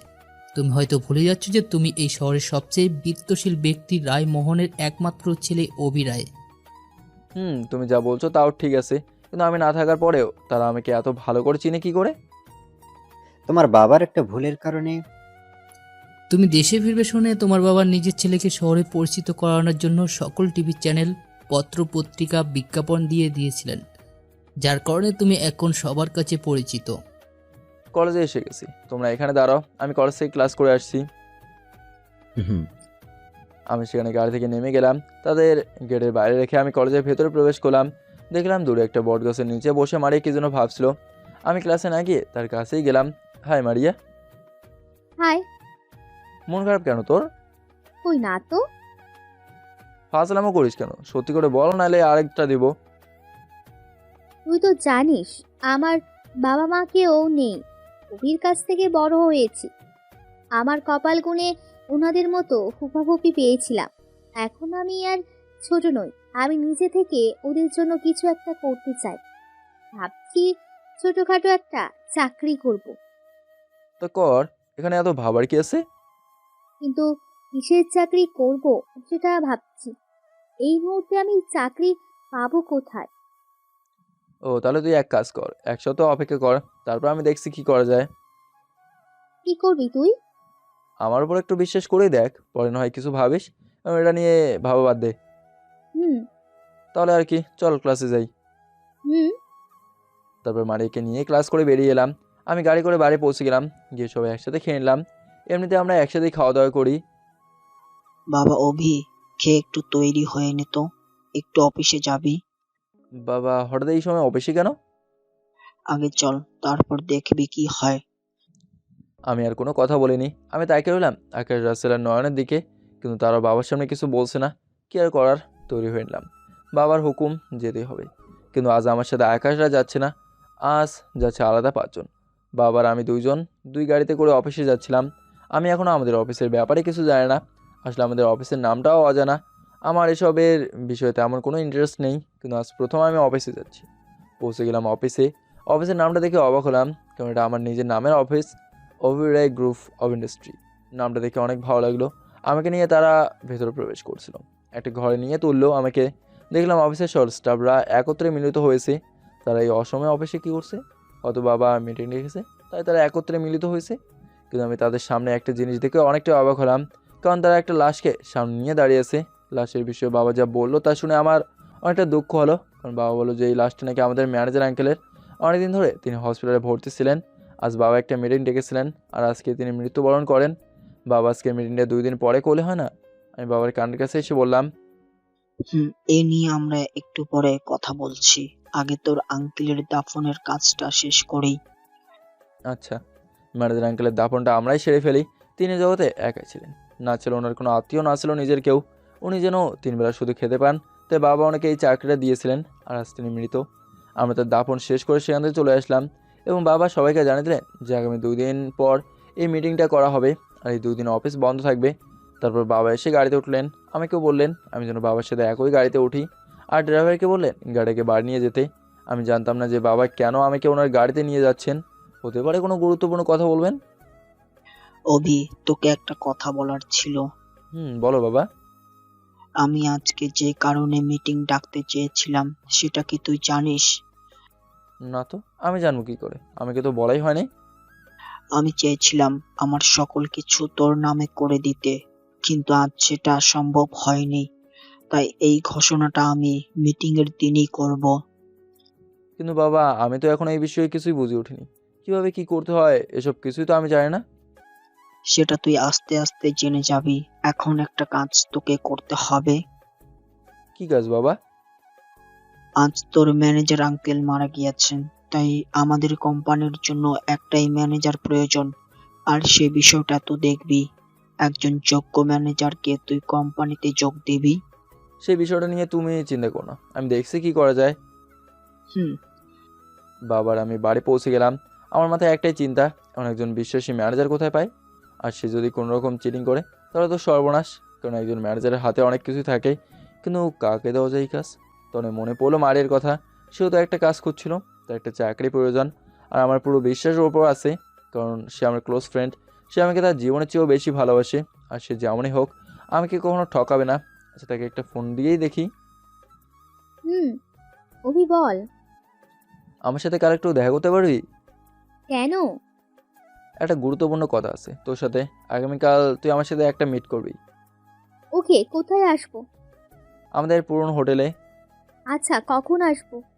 সকাল 10টায়। আচ্ছা। তারপর আমি ফোন কেটে দিলাম। সবাই একসাথে রাত্রে ডিনার শেষ করে শুয়ে পড়লাম। এক ঘুমে রাত কাবার। আমি প্রস্তুত হয়ে নিলাম, কারণ মায়ের সাথে দেখা করার জন্য যেতে হবে। আমি তৈরি হয়ে ঘর থেকে বেরিয়ে যাচ্ছিলাম, এমন সময় কোথায় যাচ্ছে অভি? এই তো একটু আমাদের পুরনো হোটেলে, একটু কাজ আছে তাই। তাহলে আমিও তোমার সাথে যাই। আচ্ছা, কিন্তু বাকি 2 জন কোথায়? ওরা মনে হয় ঘুমাচ্ছে। তাহলে তুমি আমার সাথে চলো। আচ্ছা। তারপর আমি আর নয়ন গাড়িতে উঠলাম। সে ড্রাইভ করছিল আর আমি সাথেই বসেছিলাম। অবশেষে পৌঁছে গেলাম আমাদের পুরনো হোটেলে। সেখানে 5 তলায় প্রবেশ করে আমি নয়নকে একটা টেবিলে বসিয়ে রেখে ওদেরকে বলে আসলাম যে নয়নের যা যা প্রয়োজন হয় সব যেন দিয়ে দেয়। আমাদের হোটেল, তাই কেউ কিছু বলে না। তারপর আমি সেখান থেকে চলে আসলাম। দেখলাম মারি একটা টেবিলে একা একা বসে আছে। আমি তার কাছে গিয়ে তার চেয়ারটাতে বসলাম। এতক্ষণ ধরে ওয়েট করছি, আর তুই এখন এলি? কথা বলবি ভালো কথা, ঘড়ি দিকে তাকিয়ে কথা বলবি। আমি বলেছিলাম 10টায় আসতে, আর 10টা বাজতে এখনো 10 মিনিট বাকি আছে। ও, তা কি জন্য ডেকেছিস? তুই বলেছিলি না যে তোর একটা চাকরি দরকার? হ্যাঁ তো। ম্যানেজারের কাজ করতে পারবি? দূর, ফালতু আলাপ বাদ দে। সাধারণ একটা কাজ খুঁজছি, তাই পাচ্ছি না। আমার ম্যানেজার। এত বাজে বকিস কেন? যা বলছি তার উত্তর দে। না, পারি না, তবে শিখে নিতে পারবো। আগামীকাল 10টায় আমাদের অফিসে উপস্থিত থাকবি, সেখানে তোর চাকরি কনফার্ম। সত্যি? তোদের তো অফিসের অভাব নেই। তা কোন অফিসে? ওভি রায় গ্রুপ অফ ইন্ডাস্ট্রিতে। অভি, প্লিজ একটু দাঁড়াবি? মারিয়া আমার কাছে এসে বলল, এবার বল। তারপর মারিয়া যা করলো তা দেখে শুধু আমি নয়, এই হোটেলের সকল মানুষ অবাক হয়ে গেল। কারণ মারিয়া আমাকে জড়িয়ে ধরলো। সে বোঝাতে চাইছে যে সে আমাকে খুশিতে জড়িয়ে ধরেছে, কিন্তু আমি তার শ্বাস প্রশ্বাসের ঘনত্ব অনুভব করে বুঝতে পারছি এটা সে অন্য কিছু ভেবে জড়িয়ে ধরেছে। এই মুহূর্তে আমি না পারছি তাকে ছাড়াতে, আবার না পারছি তাকে এভাবে রাখতে। অনেক কষ্ট থেকে ছাড়িয়ে আমি সেখান থেকে চলে আসতে লাগলাম, কিন্তু এসে আরও অবাক হলাম এটা দেখে যে নয়নকে যেখানে বসে রেখেছিলাম সেখানে সে নেই। কিন্তু নয়ন কোথায় গেল? ও তো আমাকে রেখে যাওয়ার কথা নয়, তাহলে কোথায় গেল? আমি একটু দূরে তাকে যা দেখলাম তা দেখে আমার একটুও ভালো লাগছিল না, বরং রাগ আরও বাড়ছিল। কারণ আমি দেখলাম নয়ন আর অন্য একটা ছেলের মাঝে ঝগড়া হচ্ছে। ওই ছেলেটা নয়নের গায়ে পড়ে ঝগড়া করছে। আমি সেখানে গেলাম। কি ভাই, আপনার সমস্যা কি? ওর সাথে এইভাবে ঝগড়া করছেন কেন? দেখ, এই ছেলেটা হোটেলে ঢুকে মেয়েটাকে ডিস্টার্ব করছে, আর আমি কিছু বলাই আমাকে হুমকি দিচ্ছে। ইচ্ছে হচ্ছে এক্ষুনি শালাকে টপকে দিই। তোকে আবারও বলছি, এইখান থেকে চুপচাপ চলে যাও, না হলে তোমাদের জন্য বিষয়টা ভালো হবে না। আচ্ছা ভাই, মনে করো আমরা তোমাকে কিছু করতে আসিনি। আমি পুরোটা বলার আগে ছেলেটা বলতে শুরু করলো, তুই কি করবি রে? আরে ভাই কথাটা তো আগে শোনো, আমরা তো শুধু দেখতে এসেছি। আচ্ছা ভাই, তোমার নাম কি? ঈশান, দুর্জনের নাম শুনেছিস? আমি তার লোক। আর রাখ তোর দুর্জান, তুই তো জানিসই না যে আমরা কে। তোর দুর্জান ভাইয়ের জমদূত। তুই যদি এখান থেকে বেঁচেও ফিরিস, তাহলে তুই তোর দুর্জান ভাইকে গিয়ে বলিস ওর জমদূত অভি এসে গেছে, যাকে সে নিজের টোপ বানিয়ে খেলতে চেয়েছিল, কিন্তু সেই অভি দেশে ফিরেছে। সেই খবর তোর ভাই এখনো জানতেই পারেনি। নয়ন কথাগুলো বলে ওকে একটা লাথি দিয়ে জানলার কাঁচ ভেঙে বাইরে ফেলে দিয়েছে। 5তলা থেকে পড়ে ও হয়তো মরেই যেত, কিন্তু ওর ভাগ্য ভালো যে ও সুইমিং পুলে পড়ে যায়, যার ফলে প্রাণ নিয়ে পালাতে পারে। এতক্ষণে মারিও আমার পাশে চলে এসেছে। ওইখানে সুইমিং পুল না থাকলে তো ও মারা যেত। যাক, তাতে কি, ওরা আমাদের চিরশত্রু। তারপরেও কি সাহসে আমাদের হোটেলে এসে নিজেদের দুর্জানের নাম নিয়ে অপকর্ম করে যাচ্ছে। তারপরেও অভি, তোর কোথাও লাগেনি তো? না, তুই আগামীকাল সকালে অফিসে উপস্থিত থাকবি, মনে থাকে যেন। হুম। আমি আর নয়ন সেখান থেকে চলে এলাম। যাক, ম্যানেজারের চিন্তা থেকে মুক্ত হলাম। রাত্রে বাবাকে মারিয়ার বিষয়ে সব কিছু খুলে বললাম। বাবাও এতে মতামত প্রকাশ করলো। তারপর অপেক্ষা করতে লাগলাম পরের দিনের জন্য। পরের দিন সকালে আমি, বাবা, নয়ন, রাসেল এবং আকাশ চলে যাই অফিসে। গিয়ে দেখি আমাদের আগে মারিয়া সেখানে পৌঁছে গিয়েছে। আসসালামু আলাইকুম আঙ্কেল, কেমন আছেন? মারিয়া বাবাকে বললো। তারপর বাবার সাথে সাথে আমরাও দাঁড়িয়ে গেলাম। ভালো, তুমি কেমন আছো মা? বাবা মারিয়াকে আগে থেকেই চিনতো। জি ভালো আঙ্কেল। অভি, তুই মারিয়াকে নিয়ে মিটিং এ চলে যায়। আচ্ছা বাবা। তারপর আমি আর মারিয়া একসাথে হাঁটতে লাগলাম, আর নয়ন, রাসেল এবং আকাশ আমাদের পিছনে আসছিল। মারিয়া আমাকে ধাক্কা দিয়ে, কিরে, তোর বাবা তো আমাকে নিজের মা বানিয়ে ফেলেছে। ফালতু আলাপ বাদ দে। এটা বাবা এমনি এমনি বলছে। আর মনে রাখিস, বাইরে আমরা যেমনই হই, অফিসে আমাদের সম্পর্ক শুধু বস আর ম্যানেজারের, বুঝেছিস? আচ্ছা সেটা নয়, চাকরিটা হলেই দেখা যাবে। কেন, আমার ওপর তোর কোনো সন্দেহ আছে? না, আমি তোর উপর সন্দেহ করব কেন? চাকরিটা আমি করব, তবেই না তুই আমার বস। দেখ মারিয়া, শেষ মুহূর্তে এসে একদম মজা করবে না, তাহলে কিন্তু ঝামেলা হয়ে যাবে। আচ্ছা মজা করব না, এবার তাড়াতাড়ি করে পা চালা। আমি আর মারিয়া চলে আসলাম মিটিংয়ে, আর আমার বডিগার্ড 3জন ঘরের বাইরে দাঁড়িয়ে আছে। আমাদের মিটিংয়ের কথাবার্তা ছিল এরকম। আমি আপনাদের সকলকে অনেক দুঃখের সহিত বলছি যে আজ আমাদের মাঝে আমাদের কোম্পানির পুরনো ম্যানেজার জীবিত নেই। কিন্তু একজন ম্যানেজার ছাড়া একটা কোম্পানি কোনোভাবেই চলতে পারে না। তাই আমি ম্যানেজার নির্ধারণের দায়িত্ব দিয়েছিলাম আমার একমাত্র সন্তান অভি রায়কে, আর সে আমার কথা মতো একজন সুযোগ্য ম্যানেজার খুঁজে এনেছে, আর সে হলো মারিয়া চৌধুরী। বাবা মারিয়াকে নিজের পাশে দাঁড় করিয়ে আর সবাই হাততালি দিতে থাকে। আমি আপনাদেরকে আরো একটা খুশির সংবাদ দিতে চাই, আর সেটা হলো এই কোম্পানিতে এখন আমার পরিবর্তে আমার ছেলে থাকবে। এই চেয়ারের মালিক এখন আমার ছেলে। বাবা আমাকে দেখিয়ে বলল এবং বাকি স্টাফেরা হাততালি দিতে থাকলো। কিন্তু স্যার, আমার মাথায় এখনো একটা প্রশ্ন ঘুরপাক খাচ্ছে। স্টাফদের মাঝে একজন বলল, আমাদের জানা মতে এই কোম্পানি থেকে কোনো রকম নিয়োগ বিজ্ঞাপন অথবা ইন্টারভিউ রাখা হয়নি। তাহলে আমাদের নতুন স্যার মারিয়া ম্যাডামের কোন যোগ্যতার ওপর ভিত্তি করে এই দুদিনের মধ্যে ওনাকে যোগ্য হিসাবে মেনে নিলেন? সে প্রশ্নের জবাব না হয় আপনাদের নতুন স্যারই দিচ্ছে। কি অভি? বাবা আমাকে বলল, আচ্ছা বাবা, আপনাদের প্রশ্ন হলো ওকে কোনো ইন্টারভিউ ছাড়া কেন নিয়ে দিলাম, এই তো? জি। তার জন্য চলুন ঘুরে আসা যাক মানুষের অন্য 5টি কোম্পানি থেকে, যেখানে যে কোনো পদে সদস্য নেওয়ার জন্য ইন্টারভিউ নেওয়া হয়। কি হয় ইন্টারভিউ নিয়ে? যেখানে যোগ্য ব্যক্তির রাস্তায় রাস্তায় ঘোরাফেরা করে আর অযোগ্যরা বড় বড় কোম্পানিতে কাজ করে। ভাবছেন এটা কিভাবে হয়? তাহলে শুনুন। একজন ব্যক্তি ইন্টারভিউ দিতে গিয়েছে, তার সকল যোগ্যতা আছে, ইন্টারভিউয়ের সবচেয়ে ভালো পরীক্ষা হয়েছে তার, কিন্তু অবশেষে যখন রেজাল্ট আসে তখন দেখা যায় তার নম্বর সবচেয়ে কম। তার কারণ কি? তার কারণ হলো সেই কোম্পানির লোকেরা আগে থেকে সব কিছু তৈরি করে রেখেছিল। আমার প্রশ্ন হলো, এখানে সব কিছু যেহেতু আগে থেকেই ঠিক করা, তাহলে ইন্টারভিউ নেওয়ার কারণ কি? তার কারণ হলো সে অবশ্যই কিছু সদস্যের কাছে যেন জবাবদিহি করতে না হয়। মাঝখান থেকে স্বপ্ন নষ্ট হয়ে গেল সেই ব্যক্তিটির, যে কিনা এত আশা নিয়ে ইন্টারভিউ দিতে এসেছিল।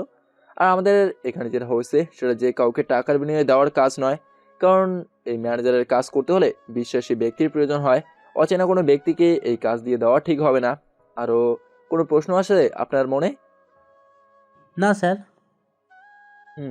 তারপর তারা সবাই মারিকে ম্যানেজার হিসেবে মেনে নিল। মিটিং এখানে শেষ হয়ে গেল। আমি হয়ে গেলাম অভিরায় গ্রুপ অফ ইন্ডাস্ট্রির মালিক। সবাই অফিস থেকে বেরিয়ে এলাম, মায়ের সাথে দেখা করলাম।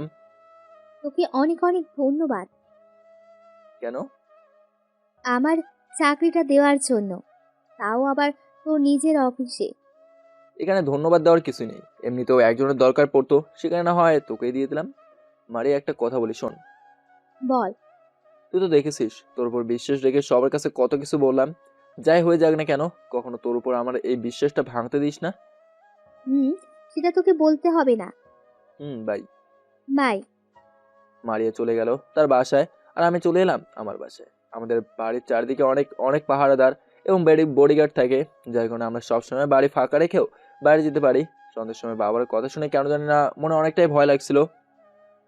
আমাদের কোম্পানির একটা কাজে তোকে আগামী 2 দিনের মধ্যে থাইল্যান্ড যেতে হবে। সেখানে 2 দিন থেকে একটা ডিল করতে হবে।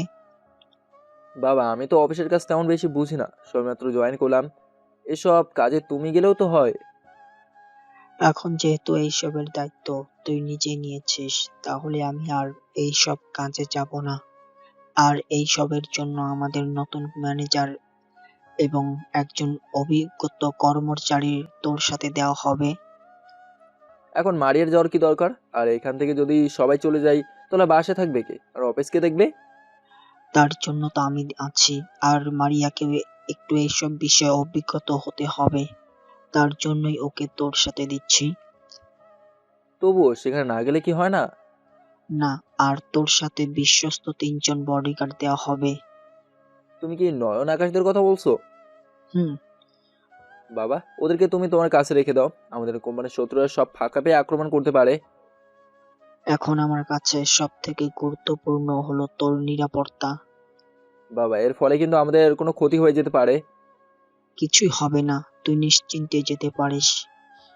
আচ্ছা, আমি সেখান থেকে নিজের ঘরে চলে এলাম। আমার মনে হচ্ছে আমি একটা বিপদের আশঙ্কা পাচ্ছি, মনে হচ্ছে আমাদের কোনো বিপদ আসতে চলেছে। এসব ভেবে আমি শুয়ে পড়লাম। আগামীকাল আমাকে একটা কাজ করতে হবে।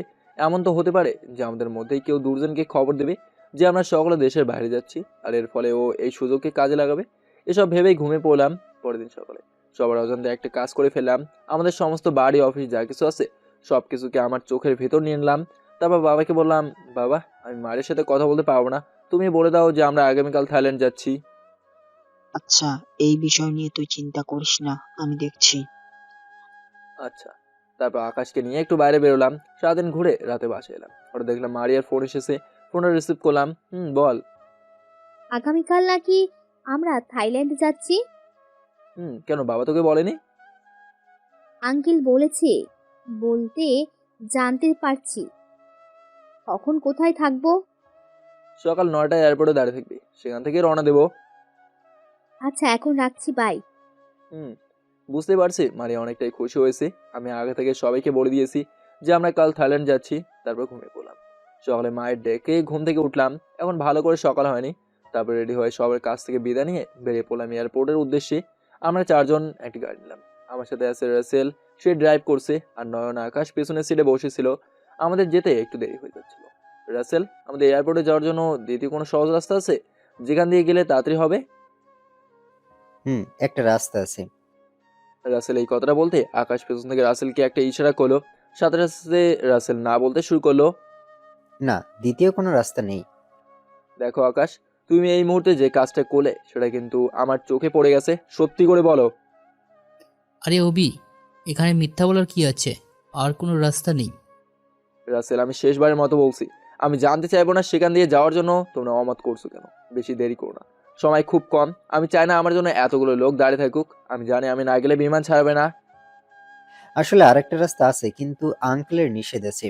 সেই রাস্তার খবর যেন আমরা আপনাকে কখনো না দেই। তুমি সেই রাস্তা দিয়ে চলো। আচ্ছা। তারপর রাসেল সেই রাস্তা দিয়ে গাড়ি নিয়ে যাচ্ছিল। আমি জানতে চাইনি যে বাবা সেই রাস্তা দিয়ে যাওয়ার জন্য কেন মানা করছিল। কিছুক্ষণ যাওয়ার পর দেখলাম সামনে অনেক জ্যাম, অনেকগুলো ট্রাক আনাগোনা করছে। একটা বাজে গন্ধ আসছে ওখান থেকে। রাসেল গাড়িটা দাঁড় করে দিল। আমাদের এখান দিয়ে না আসাটাই উচিত ছিল। দাঁড়াও, আমি দেখছি, আমি বলে বাড়ি থেকে নেমে গেলাম। ওরা পেছন থেকে ডাকছিল, কিন্তু আমি না শুনে সামনে যাচ্ছিলাম। তারা আমার পেছন পেছন নেমে আসলো। আমি অবাক তখনই হলাম যখন দেখলাম আমাকে দেখে একটা লোক গাড়ি থেকে তাড়াহুড়ো করে নেমে পালাচ্ছিল। ভালো করে দেখলে বুঝলাম এটা তো সেই ছেলেটা, আমাদের পুরনো হোটেলে যার সাথে ঝগড়া লেগেছিল, ঈশান। কিন্তু ও আমাকে দেখে পালাচ্ছে কেন? না, ওকে থামাতে হবে। সকল রহস্য আমাকে ফাঁস করতে হবে। তাই সেই ছেলেটা নেমে পালানোর আগে আমি তাকে ধরে ফেলি। কি হলো, পালাচ্ছিলি কেন? কিছু না, এমনি। তোদের গাড়িতে এসব কি? আর তোর সাথে পিস্তল আছে, তাহলে আমাকে আক্রমণ করছিস না কেন? আমাকে মাফ করো, আমাকে ছেড়ে দাও। বুঝলাম না, ওর সাথে অস্ত্র থাকা সত্ত্বেও ও কেন আমাকে আঘাত করছে না। আগে আমাকে সবকিছু খুলে বল, নাহলে তোকে আমি এখানেই মেরে দেবো। ওর পেছন থেকে পিস্তলটা মাথা ঠেকে বললাম, তোমাকে আক্রমণ করলে তোমার বাবা আমাদের ছাড়বে না। আর তোমাকে আমার পরিচয় দিলেও তোমার বাবা আমাকে ছাড়বে না। তাই সেদিনই হোটেলে তোমার সাথে নাটক করেছি। পরিচয় নাটক? কি বলছিস সব? আমি বলার সাথে সাথে সে দৌড়ে পালালো। আসলে আমি তাকে পালাতে দিয়েছি। ওর পিস্তলটা আমার হাতেই রয়ে গেল। মাথায় এখন হাজারো প্রশ্ন করছে। আমার সাথে নাটক চলছে, কিন্তু কেন? ও তো দুর্জনের লোক, তাহলে ও বাবাকে ভয় পাবে কেন? আমাকে সব জানতে হবে। অন্যদিকে রাসেল, নয়ন আর আকাশ আমার পাশে চলে এসেছে। ওসব ফালতু, চলো, তোমার সময় হয়ে গিয়েছে। আকাশ আমার হাত ধরে। আবারও নাটক? কারা তোমরা? কেন আমার সাথে সকলে মিলে নাটক শুরু করছো? আমাকে নিয়ে খেলা করছো কেন তোমরা? আমি চিৎকার দিয়ে সবাইকে বললাম। আমার চিৎকার সব কটা ট্র্যাকের ড্রাইভার নেমে এসেছে। এসব তুমি পরে জানতে পারবে, এখন চলো। আমি এখনই জানতে চাই এই সকল ট্র্যাকে কি আছে, আর এগুলো কার? কে দূরযান? তার সাথে আমাদের কিসের শত্রুতা? আর আমার সাথে এসব নাটক কেন হচ্ছে? আর তোমরা আমার থেকে এসব কেন লুকিয়েছো? এই সকল প্রশ্নের উত্তর আমার এক্ষুনি চাই, নাহলে আমাকে এক পা এখান থেকে কেউ নড়াতে পারবে না। এসব যা হচ্ছে সব তোমার বাবার কথাই হচ্ছে। আমরা শুধু চরিত্র। তুমি জানতে চাইছো না এসব ট্রাকে কি আছে? এখানে আছে সকাল অবৈধ অস্ত্রশস্ত্র। আর এগুলো তোমার বাবার। আর দুর্জন হলো এই শহরের ত্রাস, সন্ত্রাস সে। তার সাথে আমাদের ঝগড়া হয় এসব অস্ত্র নিয়ে, যার ভাগ দুর্জনও চায়। আর সেই দিন হোটেলে তোমার সাথে নাটক করার কারণ হলো তুমি যেন ঈশানের পরিচয় না জানতে পারো। কারণ তোমার বাবার এইসব কাজে দেখাশোনা করে ঈশান। আর তাই আজ ঈশান তোমার ওপর অস্ত্র ওঠায়নি। তোমার কাছে যেন এসব বিষয় গোপন রাখি, তার জন্য তোমার বাবা আমাদের আদেশ দিয়েছিলেন যে কোনো মূল্য আমরা যেন এসব লুকিয়ে যাই, কিন্তু শেষ পর্যন্ত পারলাম না। তোমরা পেরেছো, ঠকেছি শুধু আমি। আমি আজও জানতাম না যে আমার বাবাও সন্ত্রাস করে, কিন্তু প্রকৃতপক্ষে তিনি নাটকের পরিচালক। তাহলে কি তুমি এখন থাইল্যান্ড যাচ্ছ না? যাব, কিন্তু আসার নিশ্চয়তা নেই। চলো। আমি সবাইকে নিয়ে গাড়িতে উঠে গেলাম। খুব তাড়াতাড়ি পৌঁছে এলাম এয়ারপোর্টে। মারিকে নিয়ে বিমানে উঠে গেলাম। আমার পাশের সিটটা ছিল মারিয়ার। সে ম্যানেজার, তাই সে সবসময় আমার পাশেই থাকবে। আমাদের সাথে একজন মধ্যবয়স্ক লোক এসেছেন, তিনি আমাদের সব কিছু বুঝিয়ে দেবেন। কিছুক্ষণ জেগে থেকে হঠাৎ ঘুমিয়ে পড়লাম। ঘুম থেকে উঠে দেখলাম আমি মারিয়ার কোলে শুয়ে আছি, আর সে আমার মাথার চুলগুলো হাত বুলিয়ে দিচ্ছে। হয়তো ঘুমের ঘোরে তার কোলে পড়ে গিয়েছিলাম। আমি সরি বলে উঠে বসে পড়লাম। সরি বলার কি আছে, আমার তো ভালোই লাগছিল। তোর ভালো লাগায় কার কি আসে যায়? এমন করে বলছো কেন? মারি আমার কাঁধে হাত রেখে বলল, আরে আরে এটা কিভাবে কথা বলছিস? বস হিসেবে নাকি ফ্রেন্ড? একেবারে তুমি করে বলছিস। বয়ফ্রেন্ড হিসেবে বলছি। মার খাবি। আমাদের পৌঁছাতে আর কতক্ষণ সময় লাগবে? বেশি সময় নিবে না। এই প্রথম এরোপ্লেনে চললাম, ভাবলাম তুই সাথে থাকলে মজা করব। আর তুই এদিকে আরাম করে ঘুমাচ্ছিস। ঘুম পাচ্ছিল তাই ঘুমিয়ে পড়ছিলাম। আমি কি জানতাম নাকি তুই এত প্লেন মাথা নিয়ে এখানে এসেছিস? হুম। এবার চুপ থাক, নাহলে এখান থেকে ফেলে দেবো। তুই চুপ করে থাক, আমি কথা বলি না। জানি তো কথা বলিস না, বেশি বক বক করিস। এখন কিন্তু সত্যি সত্যি ফেলে দিব। আমি জানি তুই পাবি না। মেন্টালরা কথা বলায় ফার্স্ট আর কাজের সময় লাস্ট। তুই থাক এখানে, আমি চলে যাচ্ছি। মারিয়া সেখান থেকে উঠে পেছনে চলে গেল। অনেক রেগে আছে তাই এরকম আচরণ। কিছুক্ষণ পর সব ঠিক হয়ে যাবে। আমি কিছুক্ষণ একাই বসে এলাম। অবশেষে পৌঁছে গেলাম থাইল্যান্ড। আমরা সকলে নেমে গেলাম। আমাদেরকে নিয়ে যাওয়ার জন্য এসেছে একজন মেয়ে। মেয়েটি আমার নাম লেখা একটা সাইনবোর্ড হাতে নিয়ে দাঁড়িয়েছে। মেয়েটাকে দেখতে অনেক সুন্দরী, কিন্তু একটুও ভালো লাগে না। আমি ওই মেয়েটার সাথে একবারও কথা বলিনি। আকাশ সব সময় ওর সাথে কথা বলেছিল। ওই মেয়েটা আমাদের নিয়ে গেল থাইল্যান্ডের একটা বিরাট হোটেলে। আজ রাতটা নাকি আমাদের এখানে থাকতে হবে। রাস্তায় মারিয়া আমার সাথে একটাও কথা বলেনি। হয়তো রাগ এখনও কমেনি। হোটেলে এক একজন মানুষের জন্য এক একটা রুম সেট করা। আমার পাশের রুমটাই মারিয়ার। আমি রাতে খাবার খেয়ে শুয়ে পড়লাম। এমনিতেই ক্লান্ত লাগছিল, কিন্তু কে জানতো যে হোটেলেও ঝামেলা আছে। ঝামেলাটা হলো এই যে, আমার আর মারিয়ার ঘরের মাঝখানে একটা দেয়াল আছে, আর সেখানে একটা দরজা আছে। আমি দরজাটা বন্ধ করে লাইট অফ করে শুয়ে পড়লাম। কিছুক্ষণ পর হঠাৎ কে যেন লাফ দিয়ে আমার বুকে পড়লো। আমি চিৎকার দিতে যাবো, এমন সময় আমার মুখটা বন্ধ করে দেওয়া হয়। আমি অনুভব করার চেষ্টা করলাম যে কি দিয়ে আমার মুখ বন্ধ করা হলো, কিন্তু কিছুতেই বুঝতে পারছিলাম না। আমি আস্তে করে আমার হাত উঠে লাইট অন করলাম। সাথে সাথে একটা চমক খেয়ে গেলাম। তো মারিয়া আমার ঠোঁট দুটো তার ঠোঁট দিয়ে বন্ধ করে দিয়েছে। কিন্তু ও আমার ঘরে আসলো কেন এখন? এটা ভূত নয় তো? কিন্তু ওর কাছ থেকে নিজেকে ছাড়াতেও পারছি না। অনেক শক্ত করে জাপটে ধরে আছে। অনেকক্ষণ পর ছাড়লো। তারপর দুজনে কিছুক্ষণ হাঁপিয়ে নিলাম। উফ, তুই কখন এলি? স্যার, সম্মান দিয়ে কথা বলেন। আমি এখন আপনার ম্যানেজার। দূর, ডায়লগ বন্ধ কর। আগে বল আমার ঘরে কখন এসেছিস? তুই দরজা বন্ধ করার আগেই এত রেগে যাচ্ছিস কেন? ভালো লাগেনি বুঝি? তুই এক্ষুনি আমার ঘর থেকে বেরিয়ে যা, আর কখনো আমার সামনে আসবি না। না, আমি আজ তোমার সাথেই থাকবো। মারিয়া তুমি করে বলছে। তুই যাবেই নাকি আমি জোর করে বের করে দেবো? পারলে জোর করো, আমি যেতে পারবো না। তুই যদি কোলে করে দিয়ে আসিস তাহলে যাব, না হলে না। আর একটা উল্টাপাল্টা কথা বললে থাপ্পড় খাবি। চল আমার সাথে। আমি তার হাত ধরে টেনে দরজা খুলে তার ঘরে দিয়ে দরজা বন্ধ করে দিয়ে চলে এলাম। এমনিতেই সকাল থেকে মাথা পুরো গরম, তার উপর এর অত্যাচার। এখন ওর সাথে এত রোম্যান্স করার কোনো সময় আমার কাছে নেই। যদিও তাকে আমারও ভালো লাগে, দেখতে সুন্দরী, গুণেও অনেক। তাছাড়া আমাকে ভালোও বসে অনেক। তার উপর প্রথম দেখা থেকে আমি ক্রাশিত, কিন্তু এখন তাকে ভালোবাসার কথা বলার সময় হয়নি। এসব ভাবতে ভাবতেই ঘুমিয়ে পড়লাম। কিন্তু আমি নিজেও জানতাম না যে সকালে উঠে আমাকে দুঃখের সংবাদ শুনতে হবে। দরজার বাইরে থেকে কারো ডাকে আমার ঘুম ভাঙলো। দরজা খুলে দেখলাম এটা রাসেল। অনেক চিন্তিত লাগছে তাকে। কীভাবে রাসেল, তোমাকে এত চিন্তিত লাগছে কেন? সর্বনাশ হয়ে গেছে অভি। কাল রাত্রে দুর্জনের লোকেরা তোমাদের বাসায় হামলা চালিয়েছিল। কি, বাড়ি চলে ঠিক আছে তো? না, কিচ্ছু ঠিক নেই। আন্টির গুরুতর অবস্থা, মাথায় অনেক আঘাত পেয়েছেন। ডাক্তাররাও চিন্তিত ওনাকে নিয়ে। এইমাত্র আমাদের একজন গার্ড ফোন দিয়ে সব বলল। তাহলে এক্ষুনি চলো, বাসে যেতে হবে। নয়নের আকাশ কোথায়? তারা ব্যাগপত্র গোছাচ্ছে। তাড়াতাড়ি তৈরি হয়ে নাও। কিন্তু অভি, আমরা তো কালকেই থাইল্যান্ড এলাম, আজকে কি বাসায় যাওয়া সম্ভব? যত টাকা লাগে দিয়ে দাও, প্রয়োজনে বিমান কিনে নাও, নাহলে যাকে ধরলে কাজ হবে তার কাছে যাও, খুব তাড়াতাড়ি। আচ্ছা। রাসেল সেখান থেকে চলে গেল। আমি কোনোভাবে প্রস্তুত হয়ে নিলাম। তারপর হোটেল থেকে বেরিয়ে এলাম। বাইরে এসে দেখলাম সবাই আগেই তৈরি হয়ে নিয়েছে এবং আমার জন্য তারা অপেক্ষা করছিল। আমি তাদের সাথে রওনা দিলাম এয়ারপোর্টের উদ্দেশ্যে। কিন্তু রাসেল কোথায়? তাকে তো দেখছি না। ওই তো আমাদের সাথেই যাওয়ার কথা। তবে কি আমি যাতে দেশে ফিরতে পারি সেই ব্যবস্থাই সে করছে। এয়ারপোর্টে গিয়ে রাসেলকে পেয়ে গেলাম। সব কিছু রেডি, এখন আমরা শুধু যাব। চলে এলাম নিজের দেশে। এখানে এসে শুনলাম আরও একটা খারাপ খবর। মানা অনেক আগেই মারা গিয়েছেন।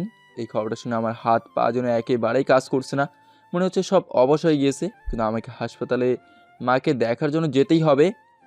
অভি, আমাদের এখন বাসায় যেতে হবে। লাশ বাড়ি নিয়ে যাচ্ছে। আমি কিছু বলতে সাহস করিনি, এমনিতেই গলাটা আটকে আসছিল। তাই আমি একটা গাড়িতে উঠে গিয়ে পড়লাম। ওরা বুঝতে পারলো আমি বাসায় যাওয়ার জন্য প্রস্তুত। তারপর ওরা আমাকে বাসায় নিয়ে এলো। এসে মাকে দেখলাম মৃত অবস্থায়, কিছুই করা ছিল না আমার হাতে। বাবা যদি ওই বাজে ব্যবসাটা না করতো তাহলে আর দুজনের সাথে ঝগড়াও হতো না, আর মায়ের অকালে মৃত্যুও হতো না। আর বাবা যদি আমাদের থাইল্যান্ড না পাঠাতো তাহলে হয়তো এইসব কিছুই হতো না। অবশেষে মায়ের দাফন হয়ে গেল। সারাদিন আমি সহ আরও অনেকে না খেয়ে আসি। আমার প্রশ্ন হলো, ওরা জানলো কি করে যে আজ বাড়ি একদম ফাঁকা? তবে কি বাবাই ওদের সাথে আগেই ঝগড়া শুরু করেছিল? আমি বাবার কাছে গেলাম, বাবা কাল রাত্রে কি হয়েছিল? ওরা জানলো কি করে যে আজ আমি বাড়িতে নেই, একদম বাড়ি ফাঁকা? আমি কিচ্ছু জানি না। আমার মনে হয় ওরা টাকা ডাকাতি করতে এসেছিল। তুমি ভুল, ওর টাকা ডাকাতি করতে আসেনি। যদি তাই হতো তো ওটা টাকা পয়সা নিয়ে যেত। আমার তো সন্দেহ হচ্ছে যে এর পেছনে তোমার হাত আছে। আজে বাজে কথা বলিস না। এইসব করে আমার কি লাভ? বরং ক্ষতি হতো। তাহলে ড্রাগস, হিরোইন এসবের ব্যবসা করো কেন? এতে তোমার কি লাভ? বাবা কোনো কথা বলছে না। অন্যদিকে আমাদের কথাবার্তা শুনে ঘরের সবাই এদিকে তাকিয়েছিল। নয়ন, এখন খবর নাও, দুরজান কোথায় আছে? আমি আগেই সে খবর নিয়ে নিয়েছি। দূরজান আজ রাতেই দেশের বাইরে কোথায় চলে গিয়েছে। উফ, বাড়িতে থাকা বাকি লোক কী করছিল তখন, যখন এত বড় একটা কাণ্ড ঘটে গিয়েছিল? ওরা সকলে আহত অবস্থায় হাসপাতালে ভর্তি আছে। সব কটা অকর্মা, এই অকর্মা রাজ্যপালের আমি থাকতে পারছি না। আসি। কোথায় যাবি? যেখানে দুর্জনকে খুঁজে পাবো সেখানে, কিন্তু এই বাড়িতে আর থাকবো না। আমি তোমার এই টাকার পাহাড়ে থাকতে চাই না। আমি সেখান থেকে ঘুরে চলে এলাম। আমার মোবাইলটা সেখানে ফেলে ফাইলটা নিয়ে বাইরে বেরিয়ে এলাম। পেছন থেকে তারা অনেক ডেকেছিল, কিন্তু তাদের কথায় কোনো উত্তর না দিয়ে আমি সেখান থেকে চলে এলাম। থাকতে চাই না আমি এই টাকার পাহাড়ে। তারপর পকেটে যা টাকা ছিল তা দিয়ে একটা ছোট ফোন কিনলাম। আর অনেক অফিসে চাকরির সন্ধানে গিয়েছিলাম, কিন্তু যেখানে যাই সকলেই আমার পরিচয়টা দেখে, কিন্তু আমার যোগ্যতা দেখে না। তাই চাকরি করার আশা ছেড়ে দিয়েছি। কারোর সাথে যোগাযোগ করার কোনো উপায় রাখিনি। অবশেষে তোমার বাবার সাথে তোমাদের বাসায় চলে এলাম। তারপর বাকি সব তো জানোই। এতক্ষণে রোহিতাকে বলা শেষ হলো। কাহিনীটি অনেক সুন্দর, কিন্তু ওই কাজটি তুমি ঠিক করনি। তুমি তোমার বাবার বাসা থেকে বেরিয়ে না আসলেই হতো। তাহলে হয়তো দুর্জন কখনোই দেশে ফিরতো না। আমি তোমার কথা রেখেছি, কারণ তুমি আমার কথা রাখতে পারলেই হলো। সেটা নিয়ে তুমি চিন্তা করো না, এই বিষয়টা আমি দেখব। সেই কখন পার্ক থেকে এসে তোমার পাশে গল্প শুনতে বসলাম, এক কাপ কফিও খাওয়ালে না। সেটা না হয় পরে দেখা যাবে। আচ্ছা, পার্কে তোমরা কে কে ঘুরতে গিয়েছিলে? আমি, আপু আর ওই বিটকেলটা। বিটকেলটাকে? ওই যে আপুর প্রেমিক ছেলেটা, কি যেন নাম ওর। হয়েছে, বুঝেছি। এই জন্যই তোমার আপু আমাকে সাথে নিয়ে যায়নি। আচ্ছা বলো তো, আমি যখন মারিয়ার সাথে কথা বলছিলাম তখন কি তুমি ছাড়া আর কেউ দেখেছিল? না, ওরা তো আমাকে রেখে ঘুরতে গিয়েছিল, আর তখনই দেখলাম তোমাদের। আচ্ছা, এখন তো রাত হয়েছে, ঘুমাবে না? আপুর ওইখানে আমাকে দিয়ে আর এসো। না, ওইখানে গেলে তোমার আপু আমাকে আরো বকবে। আরে বকবে না, তুমি আমাকে নিয়ে চলো, না হলে আমি এখানেই থাকবো। আচ্ছা চলো। তারপর রোহিতাকে নিয়ে তার আপুর ঘরে চলে এলাম। দেখলাম ঈশিতা ঘুমিয়ে আছে। সারাদিন অনেক ঘোরাঘুরি করে এখন ঘুমাচ্ছে। রোহিতাকে ঈশিতার পাশে শুয়ে রাখলাম। তারপর ঈশিতার দিকে অবাক চোখে তাকিয়ে রইলাম। আজকে তাকে আরও অনেক সুন্দরই লাগছে। আমার এই একটাই সমস্যা, ঈশিতার ঘরে আসলে আর যেতে ইচ্ছে করে না। আমি নিজের অজান্তে আমার মুখ ঈশিতার দিকে নিয়ে যাচ্ছিলাম। আরে আরে করছো কি? জেগে গেলে বিপদে পড়বে তো। রোহিতা লাফ দিয়ে উঠে আস্তে আস্তে বলতে লাগলো, কই কিছু করছি না, তুমি বেশিই দেখো। বলে আমি সেখান থেকে চলে আসছিলাম। হ্যাঁ হ্যাঁ, আমি তো একটু বেশিই দেখি। রোহিতা মুচকে হেসে বলল। আমি হেসে হেসে সেখান থেকে চলে এলাম। আমার কখন কী হচ্ছে আমি নিজেই জানি না। এসে নিজের ঘরে শুয়ে পড়লাম। আজকে সকালেও রোহিতার ডাকেই উঠলাম। তাকে এখন আর স্কুলে পৌঁছে দিতে হয় না, ও নিজেই যায়। তাছাড়া স্কুলের হেডমাস্টারকে তো সেদিন বলেই দিলাম, তাই কোনো ঝামেলা হয় না। রোহিতাকে স্কুল টাইমে তারাই দেখে রাখে। আমি এখন ঈশিতার সাথেই থাকি। সকালে নাস্তা করে ঈশিতাকে নিয়ে বেরিয়ে এলাম গাড়ির কাছে। গাড়ির কাছে এসে লক্ষ্য করলাম ঈশিতাকে আজ অনেক সুন্দর লাগছে। গায়ে একটা নীল ড্রেস, হাতে গোলাপি রঙের চুড়ি, সাথে ঠোঁটে গোলাপি রঙের লিপস্টিক, সব মিলিয়ে অসাধারণ লাগছিল। আমি নিশ্চিত আজকে তার কোনো খারাপ ধান্দা আছে। এখন কিছু বলবো না। দুজনে গাড়িতে করে যেতে লাগলাম। ম্যাম, আজকে কি সোজা কলেজে যাব? না, তুমি চালাতে থাকো, আমি যেই দিকে বলবো সেই দিক দিয়ে যেতে থাকো। আমি গাড়ি থামিয়ে দিলাম। কি হলো, গাড়ি থামালি কেন? এখন আবার তুই করে বলছে। না ম্যাম, এসব আমি পারবো না। আপনাকে আঙ্কেল কলেজের জন্য পাঠিয়েছেন, আপনি ওনার সাথে চলেন, করতে পারেন না। তোকে ড্রাইভারের চাকরি দেওয়া হয়েছে, যেখান দিয়ে বলছিস সেখান দিয়ে যা। আমি শুধু ড্রাইভার নই, আপনার দেহরক্ষিতারও দায়িত্ব দেওয়া হয়েছে আমাকে। মুখের ওপর কথা তো ভালোই শিখেছিস। গাড়ি স্টার্ট দিয়ে যেখানে বলছিস সেখান দিয়ে যা। বেশি বক বক করলে যে টাকাটা তোকে দেয় সেটাও পাবি না। ম্যাম, আমি টাকার জন্য কাজ করি ঠিকই, কিন্তু কারোর সাথে ছলনা করি না। এই ছোট লোকের বাচ্চা, এত কথা বলছিস কেন? যা বলছি তাই কর। আমি আর কোনো কথা না বলে গাড়ি থেকে নেমে এলাম আর পিছনে ঈশিতার সাথে গিয়ে বসলাম। তো সাহস তো কম না, তুই আমার পাশে এসেছিস কেন? আমি ছোট লোকের বাচ্চা, তাই না? তাই। তাহলে দেখ। কি হলো, কাছে আসছিস কেন? আমি তাকে আর কোনো কথা বলার সুযোগ দেইনি, 4 ঠোঁট এক করে দিলাম। এর মধ্যে এই ঠোঁটগুলো আমাকে জ্বালাচ্ছিল, এখন সব হিসাব চুকে নেব। ঈশিতা অনেক চেষ্টা করছে নিজেকে ছাড়ানোর জন্য, বেচারে ভাবতে পারেনি যে আমার তার সাথে এমনটা করব আমি, কিন্তু কিছু করার নেই। ও একটু বেশি বেড়ে গিয়েছিল, তেজ একটু কমে দিতে হবে। অনেক ছটফট করার পরেও কোনো কাজ হচ্ছে না দেখে সে আর তেমন জোর খাটালো না। বুঝতে পারছি তারও অনেক ভালো লাগছে। গাড়ির ভিতরে এমনভাবে জোর করে লিপকিস করার মজাটাই অন্যরকম। আগেই মাঠে থেকে বিষয়টা বুঝে গিয়েছিলাম। প্রায় 6-7 মিনিট পর ছেড়ে দিয়ে পিছনে একটা সিটে গিয়ে পড়লাম।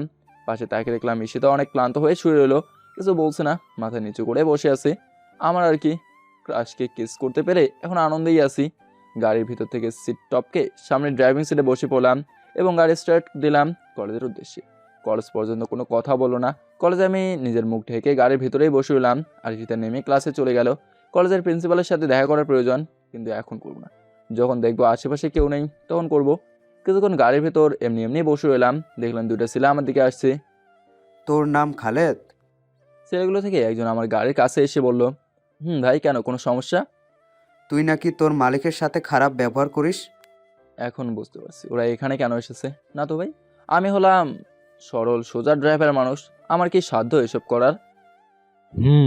এইবার শুধু বলেছে যে একটু হুমকি দিয়ে যেতে, পরের বার কিন্তু ছাড় পাবি না। ভাই, তোমরা কি শিহাব ভাইয়ের লোক? আমার নাম রাজা আর ওর নাম রনি। আচ্ছা ভাই, আর ডিস্টার্ব করবো না। তোর মুখে কাপড় কেন? ভাই, আমার মুখ পোড়া, ঝামেলা আছে। ও ভালো, মনে থাকে যেন কথাগুলো। আমার এখানে ঝগড়া করার কোনো ইচ্ছেই নেই, যাই কোনো সেখানে কিছু করিনি। ওদেরকে দেখে নেওয়ার জন্য একটা কাজ করতে হবে। আমি পকেট থেকে ফোনটা বের করে মারিয়াকে ফোন করলাম। ফোন করার সাথে সাথে ফোন রিসিভ করা হলো। Hello Maria. আমাকে ফোন দিলি কি মনে করি? একটা দরকার ছিল, একটা হেল্প করবি? বল, তুই যা বলবেন তাই করতে রাজি আছি। আরে তেমন কিছু না, শুধু আকাশের নাম্বারটা দিতে পারবি, খুব প্রয়োজন। এটা আবার এমন কি? নোট কর। কেমন আছিস? ভালো, আমাকে জিজ্ঞেস করতে ইচ্ছে হলো তাহলে? আরে এমন করে বলছিস যেন তোকে আমি চিনিই না। ভালো আছি, তোর কি খবর? ভালোই, এখন রাখি। তারপর ফোনটা কেটে দিলাম। ফোন দিলাম আকাশকে। আমি জানি আমার কথা তারা এখনও শুনবে, তাই একটা ফোন দিলাম, সাথে সাথে রিসিভ হলো। কে বলেছেন? অভি বলছি। ও সরি, আমি চিনতে পারিনি। কেমন আছো অভি? ভালো, তোমরা সবাই কেমন আছো? ভালো। হঠাৎ কি করে মনে পড়লো আমাদের কথা? আসলে তোমাদের কারোর নাম্বার আমার কাছে ছিল না। ও, একটা কাজ করতে হবে তোমাদের। কি কাজ? দুজনকে ধোলাই দিতে হবে। কাদেরকে শুধু বলো। তারপর আমি তাকে সব কিছু খুলে বললাম, যা যা কিছুক্ষণ আগে আমার সাথে ঘটেছে। তুমি কোনো চিন্তা করো না, আমরা এখনই যাচ্ছি। আমি ফোন কেটে দিলাম। বহুদিন পর তাদের সাথে কথা বলে ভালোই লাগলো। আরও কিছুক্ষণ অপেক্ষা করার পর ঈশিতা এলো। চল। ঈশিতা এখনও তুই করে বলছে, ইচ্ছে ইচ্ছে আরেকটা দিয়ে দেই। আমি গাড়ি নিয়ে চলতে লাগলাম। হঠাৎ একটা জায়গায় একটা জিনিস লক্ষ্য করে গাড়িটাকে থামিয়ে দিলাম। কি হলো, গাড়ি থামালি কেন? ম্যাম, ওই দেখেন 2টা ছেলে রাস্তায় আহত অবস্থায় পড়ে আছে। কই, চল তো গিয়ে দেখি। চলেন। তারপর আমি আর ঈশিতা গাড়ি থেকে নেমে গেলাম। ছেলেগুলোকে চিনতে সমস্যা হলো না, এরা সেই দুজন ভাগ্যবান, রাজা প্লাস রনি। ঈশিতা ওদেরকে চিনে ফেলেছে। ঈশিতা একবার আমার দিকে আরেকবার ছেলেগুলোর দিকে তাকাচ্ছে, মনে হয় কিছু আন্দাজ করতে পেরেছে, তাই কিছু না বলেই গাড়িতে উঠে গেল। আমি তার পেছন পেছন চলে এলাম। গাড়ি নিয়ে সোজা বাড়ি চলে এলাম। রাস্তায় ঈশিতা একটা কথাও বলেনি, কিন্তু ঈশিতা ঝামেলা করলো তখন, যখন আমি আর ঈশিতা গাড়ি থেকে নেমে ঘরে যাচ্ছিলাম। ওই দাঁড়া। আমার সামনে উনি পথ আটকালেন। জি ম্যাম, বলেন। নাটক হচ্ছে আমার সাথে, যেন কচি খোকা। ঈশিতা আমার কলার ধরে পেছনে দেওয়ালে নিয়ে ঠেকালো। কি করছেন কি ম্যাম? লাগছে তো। লাগুক, আগে বল ওদের সাথে কি করেছিস? ঈশিতা আমার কাছাকাছি চলে আসলো। কাদের সাথে? আর কি বলছেন আপনি এসব? আমি ঈশিতাকে ছাড়ানোর চেষ্টা করে। রাজা রনির সাথে। ঈশিতা আমার কাছে আসে এক অন্যরকম অনুভূতি আমার মনে শুরু হয়ে গেল। তার কোনো কথা এখন আমার কানে যাচ্ছে না। কারণ তাকে আর দূরে সরাতেও ইচ্ছে করছে না, বরং কাছে টানতে ইচ্ছে করছে। কিন্তু এটা বাড়ি, যার কারণে আমার নিজেকে কন্ট্রোল করতে হবে, যদিও সেটা এখন আমার পক্ষে কষ্টকর। ম্যাম, আমি কি করে জানবো ওদের এই অবস্থার কারণ? আমি সেটাকে দূরে ধাক্কা দিয়ে সরিয়ে দিলাম। তুই ভালো করেই জানিস, কারণ ওদেরকে পাঠানো হয়েছিল তোকে সাবধান করার জন্য। ও মা, কি কথা? আপনি এটা করতে পারলেন? ঢং রেখে বল, তুই কাদের সাথে চলিস? কোন সন্ত্রাসের হাত তোর ওপর আছে? আরে আমি হলাম একজন সাধারণ ড্রাইভার, আমার উপর কার হাত থাকতে পারে? আমি জানি তোর মাঝে কিছু একটা আছে, না হলে তুই অনেক সময় মুখ ঢেকে চলিস কেন? সেটা গিয়ে তোমার বয়ফ্রেন্ড শিয়াবকে জিজ্ঞেস করো, ভালোভাবেই বলে দেবে। সেখান থেকে রাগ দেখে চলে আসছিলাম, তখনই ঈশিতা আমার হাত ধরে পেছনে ঘুরিয়েই। তোর সাহস হয় কি করে নিজের মালিকের ওপর এত রাগ দেখানোর? তখন ইচ্ছে হলো আমিও কষি একটা চর মারি, কিন্তু অনেক কষ্টের রাগকে কন্ট্রোল করে চুপ করে রইলাম। এখনো বলছি, সব বলে দে। আমি বললাম তো কিছু জানি না, যা জানার শিয়াবের কাছ থেকে জেনে নিন, সে আমার ব্যাপারে ভালো জানবে। কেন রে, তুই কি সেলিব্রিটি নাকি যে সবাই তোকে জানে? সেটাও সবাই জানে। আমি সেখান থেকে চলে এলাম। সেখানে থাকলে ঈশিতের সাথে এখন আমার ঝগড়া হতো, আর সেটা একেবারেই ভালো হতো না। ড্রাইভারের সাথে মালিকের ঝগড়া মানায় না, ড্রাইভারের সব সহ্য করে যেতে হয়। আমি নিজের ঘরে এসে বসে রইলাম। আমার পেছন পেছন রোহিতা এলো। আমি আড়াল থেকে সব শুনেছিলাম আর দেখেছিলাম। আপুর হয়ে আমি তোমার কাছ থেকে ক্ষমা চেয়ে নিচ্ছি। বাহ, ভালোই বড় হয়ে গিয়েছো দেখছি। এখন অন্যের দোষ নিজের ঘাড়ে নিতেও শিখে গেছো। কই, কিছুদিন আগেও তো এমন ছিল না। আমি সত্যিই খুব দুঃখিত। আমি বুঝতে পারিনি তুমি কথাটা এভাবে নিবে। তুমিও তো আজ আমার সাথে অন্যরকম ব্যবহার করেছো। আগে তো খুব ভালো মিশতে আমার সাথে। রোহিতা, সব দিন সমান যায় না। তোমাকে আমার খুব ভালো লাগে, সবার সাথে রাগ করলেও তোমার সাথে রাগ করতে পারে না। এ বাড়িতে আসার পর থেকে তোমার সঙ্গে আমার পাশে ছায়ার মতো ছিল। তোমাদের পরিবার যদি ঝামেলা না হতো তাহলে হয়তো তোমার সাথে আমার কখনোই দেখা হতো না। সৃষ্টিকর্তা যেভাবে হোক দেখে দিতেন। তাছাড়া আমার সময়ও প্রায় শেষ। দূরযান দেশে ফেরা মাত্র আমি তোমাদের কাছ থেকে চলে যাব। তোমাকে অনেক মিস করব। তুমি একটু সুখের আশায় আমাদের এখানে এসেছিলে, কিন্তু কষ্ট ছাড়া এই বাড়িতে কিছুই পেলে না। তোমাকে কে বলেছে আমি কষ্ট পেয়েছি? তোমার মতো একটা ভালো বোন ছিল আমার এই বাড়িতে। আমি ভাবছি তোমাকে কিছুদিনের জন্য আমি আমার এখানে নিয়ে যাব, সেখানে কিছুদিন থেকে চলে আসবে। তাই ভালো, তাহলে আর তেমন মন খারাপ থাকবে না, ভালোই মজা হবে, কি বলো? তোমার স্কুল কখন ছুটি হয়েছিল? অনেকক্ষণ আগে। এসে একা একা বসে রইলাম।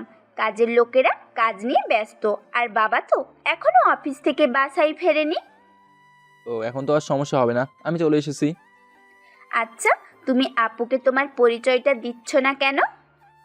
এসব বলে এখন কি লাভ? নিজের পরিচয় গোপন রাখাই ভালো। থাকবোই আর কদিন, এই কদিন না হয় একটু কষ্টই করলাম। তুমি পারো অনেক। একটা জায়গায় যাবে? কোথায়? চলো, মজা করা যাবে। রোহিত আমার হাত ধরে টানতে টানতে কোথায় যেন নিয়ে যাচ্ছিল। টানতে টানতে নিয়ে গেল একটা বাগানে। বাগানটা খুব সুন্দর, একবারে কেউ আসলে যেতেই চাইবে না। আমি জানতাম না যে এইখানে এমন সুন্দর একটা বাগান আছে। আজ রোহিতা দেখালো বলে জানতে পারলাম। এখানে সব গাছ আছে, আম, জাম, কাঁঠাল, লিচু সব। কিন্তু এখন সব ফল গাছে ফল ধরে নেই। আমি আর লিচু ফল গাছে ধরেছি। আমার লিচু ফলটাই গাছে ধরেছে শুধু। আমি আর রোহিতা মিলে কিছুক্ষণ খেলাম, অনেক মজা করলাম দুইজন। তারপর চলে আসতে লাগলাম দুইজন। কিন্তু ঠিক তখনই ডাইনের আগমন, মানে ঈশিতা তীরে আমাদের দিকে আসছে। কারণটা এখনো বুঝতে পারলাম না। আমাদের সামনে এসেই, কি হলো? কোথায় ছিলি এতক্ষণ? সারা বাড়ি তোকে খুঁজেছি। রোহিতাকে সাথে নিয়ে কোথায় গিয়েছিলি? এখন তোকে ডাকার জন্য কি আরেকটা কাজের লোক রাখবো? ম্যাম, আমি তো রোহিতাকে নিয়ে বাগানে ঘুরতে এসেছিলাম। তো বলে আসলে না কেন? তুই কি ভেবেছিস তুই যা করবি তাই আমাকে মেনে নিতে হবে? যখন যা ইচ্ছে তাই করতে পারবি? বাড়িটাকে কি তুই নিজের মনে করেছিস? না ম্যাম, কি বলছেন? আমি কেন আপনাদের বাড়িকে আমার বাড়ি মনে করব? তাহলে তুই আমাকে কিছু না বলে রোহিতাকে এখানে কেন নিয়ে এলি? ঈশিতার কথা শুনে রোহিতা সেখান থেকে রেগে চলে গেল। মমতার হয় র্যাগ কন্ট্রোল করতে সমস্যা হচ্ছিল। আমিও ঈশিতার কোনো কথার জবাব না দিয়ে পেছন দিক দিয়ে চলে আসছিলাম আর ভাবতে লাগলাম ঈশিতার আচরণ এখন এত খারাপ হলো কী করে। আমার মনে হয় সকালের কিস করার পর থেকে ঈশিতা আমার উপর অনেক রেগে আছে। এখন ও শুধু আমার দোষ খুঁজে বেড়াবে, আমাকে আর একটু সাবধানে থাকতে হবে। এসব ভাবতে ভাবতে আমি আবার ঈশিতাদের বাড়ি চলে এলাম। এসেই শুনলাম কিছু ভাঙচুরের শব্দ। ঈশিতা মনে হয় ভাঙচুর করছে। কী আর করবে, টাকার অপব্যবহার করা ছাড়া কী আর করতে পারে এই মনে হয়। কিন্তু ঘরে প্রবেশ করে বুঝলাম আমার ধারণা একেবারেই ভুল। ঈশিতা ভাঙচুর করছে না, বরং রোহিতা সব কিছু ভাঙচুর করছে। ঈশিতা ওকে আটকানোর অনেক চেষ্টা করেও পারছে না। এদিকে ঘরের মেঝেতে পড়ে আছে অনেক আসবাবপত্র। বুঝতেই পারলাম এখানে যা হচ্ছে সব কিছু আগে ঘটে যাওয়ার কারণে। অর্থাৎ ঈশিতার কথা হলো রোহিতার ভালো লাগেনি, কিন্তু এভাবে কিছুক্ষণ চলতে থাকলে বাড়ির একটা জিনিসও আসতে থাকবে না। ঈশিতা এখন রোহিতার দূরে দূরে থাকছে। বলা তো যায় না কখন কোনো কিছু ঈশিতার উপরেও ছুঁড়ে মারবে। তাই আমি রোহিতার সামনে গেলাম। আমার পুরো বিশ্বাস আছে রোহিতার উপর যাই হোক না কেন আমাকে আঘাত করবে না। রোহিতা করছো কি, সব কিছু ভেঙে ফেলবে নাকি? তুমি এখানে কেন এসেছো? চলে যাও এখান থেকে। এখানে থাকলে তুমি একটু শান্তি পাবে না। নিজের বাড়ি ফিরে যাও। রোহিতা আরও একটা ফুলদানি ছুঁড়ে মারলো মাটিতে। রোহিতা তুমি কিন্তু নিজের দেওয়া কথা রাখছো না, এভাবে সব বলে দিচ্ছ কেন? চলো আমার সাথে। না, আমি যাব না। যে যখন যা ইচ্ছে তাই করতে পারে, আর আমি করলে তুমিও আটকাও। রোহিতা আমার এখান থেকে হাতটা সরিয়ে নিল। রোহিতা এখন কিন্তু বেশি হয়ে যাচ্ছে, চলো আমার সাথে, নাহলে আমি সত্যিই চলে যাব। আমি যখন কিছু করি তখনই ব্ল্যাকমেল করা শুরু করো, আর আপু যখন তোমাকে বকে তখন এসব করো না কেন? উফ রোহিতা তুমি আমার সাথে যাবে নাকি আমি চলে যাচ্ছি? রোহিতা কিছু বলছে না, চুপ করে দাঁড়িয়ে আছে। আমি সেখান থেকে রোহিতাকে কোলে করে নিয়ে আমার ঘরে নিয়ে এলাম। এতক্ষণ কাজের লোক সহ ঈশিতাও দর্শকের মতো দাঁড়িয়েছিল। আমি রোহিতাকে ঘরে আনার পর, তুমি শুধু কাজের সময় এসে ঝামেলা করো। কেন আমি আবার কি করলাম? আমি তো তোমাকে শুধু শান্ত করে নিয়ে এলাম। সেটাই তো ঠিক করনি। আমি ভেবেছিলাম আর যেভাবেই হোক আপুকে তোমার কাছ থেকে মাপ চাওয়াবো, ঠিক ওই মুহূর্তে তুমি সব ভুন্ডুল করে দিলে। ওরে বাবা, এত সব প্ল্যান তুমি একা কি করে তৈরি করলে? এখন যে এত ভাঙচুর করলে তার জন্য তোমার বাবা যদি বকা দেয় তখন কি করবা? বাবা কিছু বলবে না, প্রয়োজনে তিনি সব কিছু আবার কিনে আনবেন। অনেক হয়েছে, এবার শান্ত হয়ে আমার বিছানায় শুয়ে পড়ো। আমি তোমার ঘরে থাকবো। আচ্ছা শুয়ে পড়ছি, কিন্তু তুমি কখন শুবে? আমি একটু পরে আসি, তুমি শুয়ে পড়ো। তুমি কোথায় যাচ্ছ? এই তো একটু বাইরে যাচ্ছি। আমি সেখান থেকে চলে এলাম। ঘরের বাইরে এসে দেখলাম বাড়ির কাজের বউরা সব কিছু পরিষ্কার করে ফেলেছে। এসে থেকে আশেপাশে দেখছে না, মনে হয় নিজের ঘরে আছে। আমার এসব দেখে লাভ নেই। বাইরের দোকান থেকে একটা সিগারেট এনে খেতে লাগলাম। সব সময় খাই না, তবে যখন ইচ্ছে হয় তখনই খাই। তারপর আরও অনেকক্ষণ দাঁড়িয়ে থেকে বাড়ি চলে এলাম। সোজা নিজের রুমে প্রবেশ করে ফেললাম। দেখলাম ঈশিতা গুটি সুটি হয়ে শুয়ে আছে। মনে হয় শীত করছে, তাই পাশে থেকে একটা কম্বল তার ওপর মুড়িয়ে দিলাম আর আমি পাশেই শুয়ে পড়লাম। আবার সকালে আমাকে রোহিতা ডেকে তুললো। কেলো তুমি কি রাত্রে ভালো করে ঘুমাও না নাকি? এত সকালে ওঠো কিভাবে, আর আমাকেই বা এত সকালে ডাকো কিভাবে? আমি প্রতিদিনই সবার আগে ঘুম থেকে উঠি আর তারপর সবাইকে ডেকে তুলি। কি আশ্চর্য, কালকে রাতে তুমি আমার সাথে ছিলে আর সেই খবরটা আমি কাউকেই দেনি, অথচ কেউ খুঁজতেও আসেনি। আসবে কেন? বাবা জানে যে আমি আপুর সাথে ঘুমাই, আর আপু জানে আমি যেহেতু তোমার সাথে এসেছি তাহলে এখানেই থাকবো। আর কিছুক্ষণ আগে আপু আমাকে জিজ্ঞেস করেছিল আমি কোথায় ছিলাম। আমি বললাম তোমার সাথে। ও তাহলে তো ভালোই। আচ্ছা তুমি তোমার আপুর রুমে গেলে কেন? বাবাকে ডাকতে গেলাম, বাবা বলল আপুকে ডাকতে, তাই ডেকে চলে এলাম। ভালো করেছো। এখন ফ্রেশ হয়ে নাস্তা খেয়ে স্কুলে চলে যাও, আমিও তোমার আপুর ডিউটিতে লেগে পড়ি। আচ্ছা। রোহিতা দৌড়ে বাইরে বেরিয়ে গেল। আমি এদিকে ফ্রেশ হয়ে নিলাম। এখন নাস্তা করবো না, দোকান থেকে করে নেব। এখন ঈশিতার কাছে যেতে হবে, তাই বাইরে বেরিয়ে গাড়িতে এসে বসে রইলাম। কিছুক্ষণ পর ঈশিতা পরীর রূপ নিয়ে বেরিয়ে এলো। জানি না ওকে দেখলে কেমন যেন একটা অনুভূতি হয়। অন্য মেয়েদের পাশে থাকলে এমন হয় না। মনকে শত চেষ্টা করে বোঝাতে পারি না যে ওর একটা বয়ফ্রেন্ড আছে। অন্যদিকে ঈশিতা আমার পিছনের সিটে বসে ডেকেই চলেছে, কিন্তু সেগুলো আমার কান অবধি পৌঁছাতে পারেনি। অবশেষে, ওই ড্রাইভারের বাচ্চা, ডাকছি কানে যায় না? সরি ম্যাম, বুঝতে পারিনি। এবার চল, যত সব। তারপর ঈশিতাকে নিয়ে সোজা কলেজে চলে এলাম। সেখানে ঈশিতাকে নামিয়ে দিলাম, ও যেন কলেজে চলে যায়। আর আমি একটা মুখোশ পরে নিয়ে একটা চায়ের দোকানে বসে কিছু নাস্তা করে নিলাম। তারপর আবার এসে গাড়ির ভেতর শুয়ে এলাম। ঈশিতা এখন মনে প্রাণে আমাকে সাহায্য করার কথা ভাবে। তাই ভাবলাম এখন হয়তো আবার কেউ আমাকে হুমকি দিতে আসবে, কিন্তু অনেকক্ষণ শুয়ে থাকার পরেও কেন এলো না। শুয়ে থাকতে থাকতে সময় পার হয়ে গেল। কিছুক্ষণ পর ঈশিতা শিয়াবের হাত ধরে কলেজ থেকে বেরিয়ে এলো। ঈশিতা শিয়াবকে জোর করছে এদিকে আসার জন্য, আমাকে একবার দেখে যেতে, কিন্তু শিয়াব না এসে চলে গেল এবং বলে গেল যা দেখার একেবারেই দেখে নেব। তারপর ঈশিতা এসে গাড়ির পেছনের সিটে বসলো। তাকে নিয়ে যাচ্ছিলাম, হঠাৎ দেখলাম নয়ন আমার গাড়ির দিকেই সামনে থেকে হেঁটে আসছে। দেখে মনে হচ্ছিল তার উদ্দেশ্য আমার সাথে দেখা করা, কিন্তু আমার সাথে এখন ঈশিতা আছে, দেখা করা অসম্ভব। তাই আমি আমার ডান হাতটা গ্লাসের উপর দিয়েই ওকে ইশারায় মানা করে দিলাম। ঈশিতা ভাবলো আমি হয়তো বাইরে হাত উড়িয়ে হাওয়ায় আবেশ নিচ্ছি, কিন্তু ও বুঝতেই পারেনি আমার উদ্দেশ্য ছিল অন্য আর একটা। তারপর আমরা বাড়ি পৌঁছে গেলাম, সেখান থেকে আমরা যে যার ঘরে চলে গেলাম। এভাবে প্রায় 1 মাস চলে গেল। এখন ঈশিতার রাগ আমার উপর আরও অনেক বেশি, কথায় কথায় বকাঝকা এমন রিয়াক্ট নেয়, মনে হয় আমি চলে গেলে তার আরও আনন্দ। কিন্তু হোলির দিন ও এমন একটা কাজ করবে সেটা আমি কখনো ভাবতে পারিনি। সেদিন ঈশিতার কলেজ, রোহিতার স্কুল বন্ধ ছিল, কিন্তু এই দিন ঈশিতা এত প্ল্যান করে রেখেছিল আমি ভাবতেই পারিনি। আজ সকালে রোহিতা নয়, তার আগে একটা ফোন আসে, আমাকে ঘুম ভাঙিয়ে দিল। ফোন হাতে নিয়ে দেখলাম মারিয়া ফোন করছে। ফোনটা রিসিভ করলাম। হাই মারিয়া, এতদিন পর, কি মনে করে? Happy holiday. Same to you, কেমন আছিস? ভালো না, একটা প্রবলেম হয়ে গিয়েছে। প্রবলেম মানে কি হয়েছে? দূরজান দেশে ফিরছে না। কি, যার জন্য এতদিন আমি কষ্ট করে আসছি, আর সেটা আমার জন্য ভুল ছিল? ভুল ছিল না, নয়ন, আকাশ আর রাসেল যখন প্ল্যান করছিল তখন শিয়াব সেটা জেনে ফেলেছিল, আর সে দূরজানকে ফোনে মানা করে দিয়েছে দেশে ফেরার জন্য। আচ্ছা, আমি আজই বাড়ি ফিরে আসছি। হুম। আমি ফোনটা কেটে দিলাম। আমার উদ্দেশ্য অসফলই রয়ে গেল। আমি সকল চিন্তা বাদ দিয়ে সিদ্ধান্ত নিলাম বাড়ি ফিরবো। এই কষ্টের মাঝে থাকার কোনো মানেই হয় না আমার। ঠিক তখনই রোহিতার আগমন। প্রতিদিন তোমাকে আমি ডেকে তুলি, আর আজ তুমি একাই উঠে পড়লে। আর বলো না, একটা ফোন এসে ঘুমের 12টা বাজিয়ে পালালো। রোহিতা, তোমাকে একটা কথা বলার ছিল।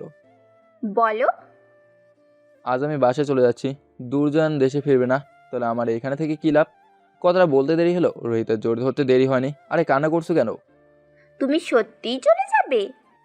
তুমি তো জানোই আমি এখানে চিরস্থায়ী হয়ে আসিনি, আমাকে তো যেতেই হবে। না, প্লিজ তুমি থেকে যাও। আচ্ছা শোনো, আমি তো বললামই যে আমি তোমাকে সাথে নিয়েই যাব, যতদিন ইচ্ছা থেকে যেতে পারবে। তাই বলে আজকে হঠাৎ চলে যাবে? আর কয়দিন থেকেও তো যেতে পারো। তোমার দুঃখ পেতে হবে না, তুমি তো আমার পাশেই থাকবে। এখন চলো, হোলির মজা নেই। বলতে না বলতেই রোহিতা তার পেছন থেকে অনেকটা রং এনে আমার মুখে ছুঁড়ে মারলো।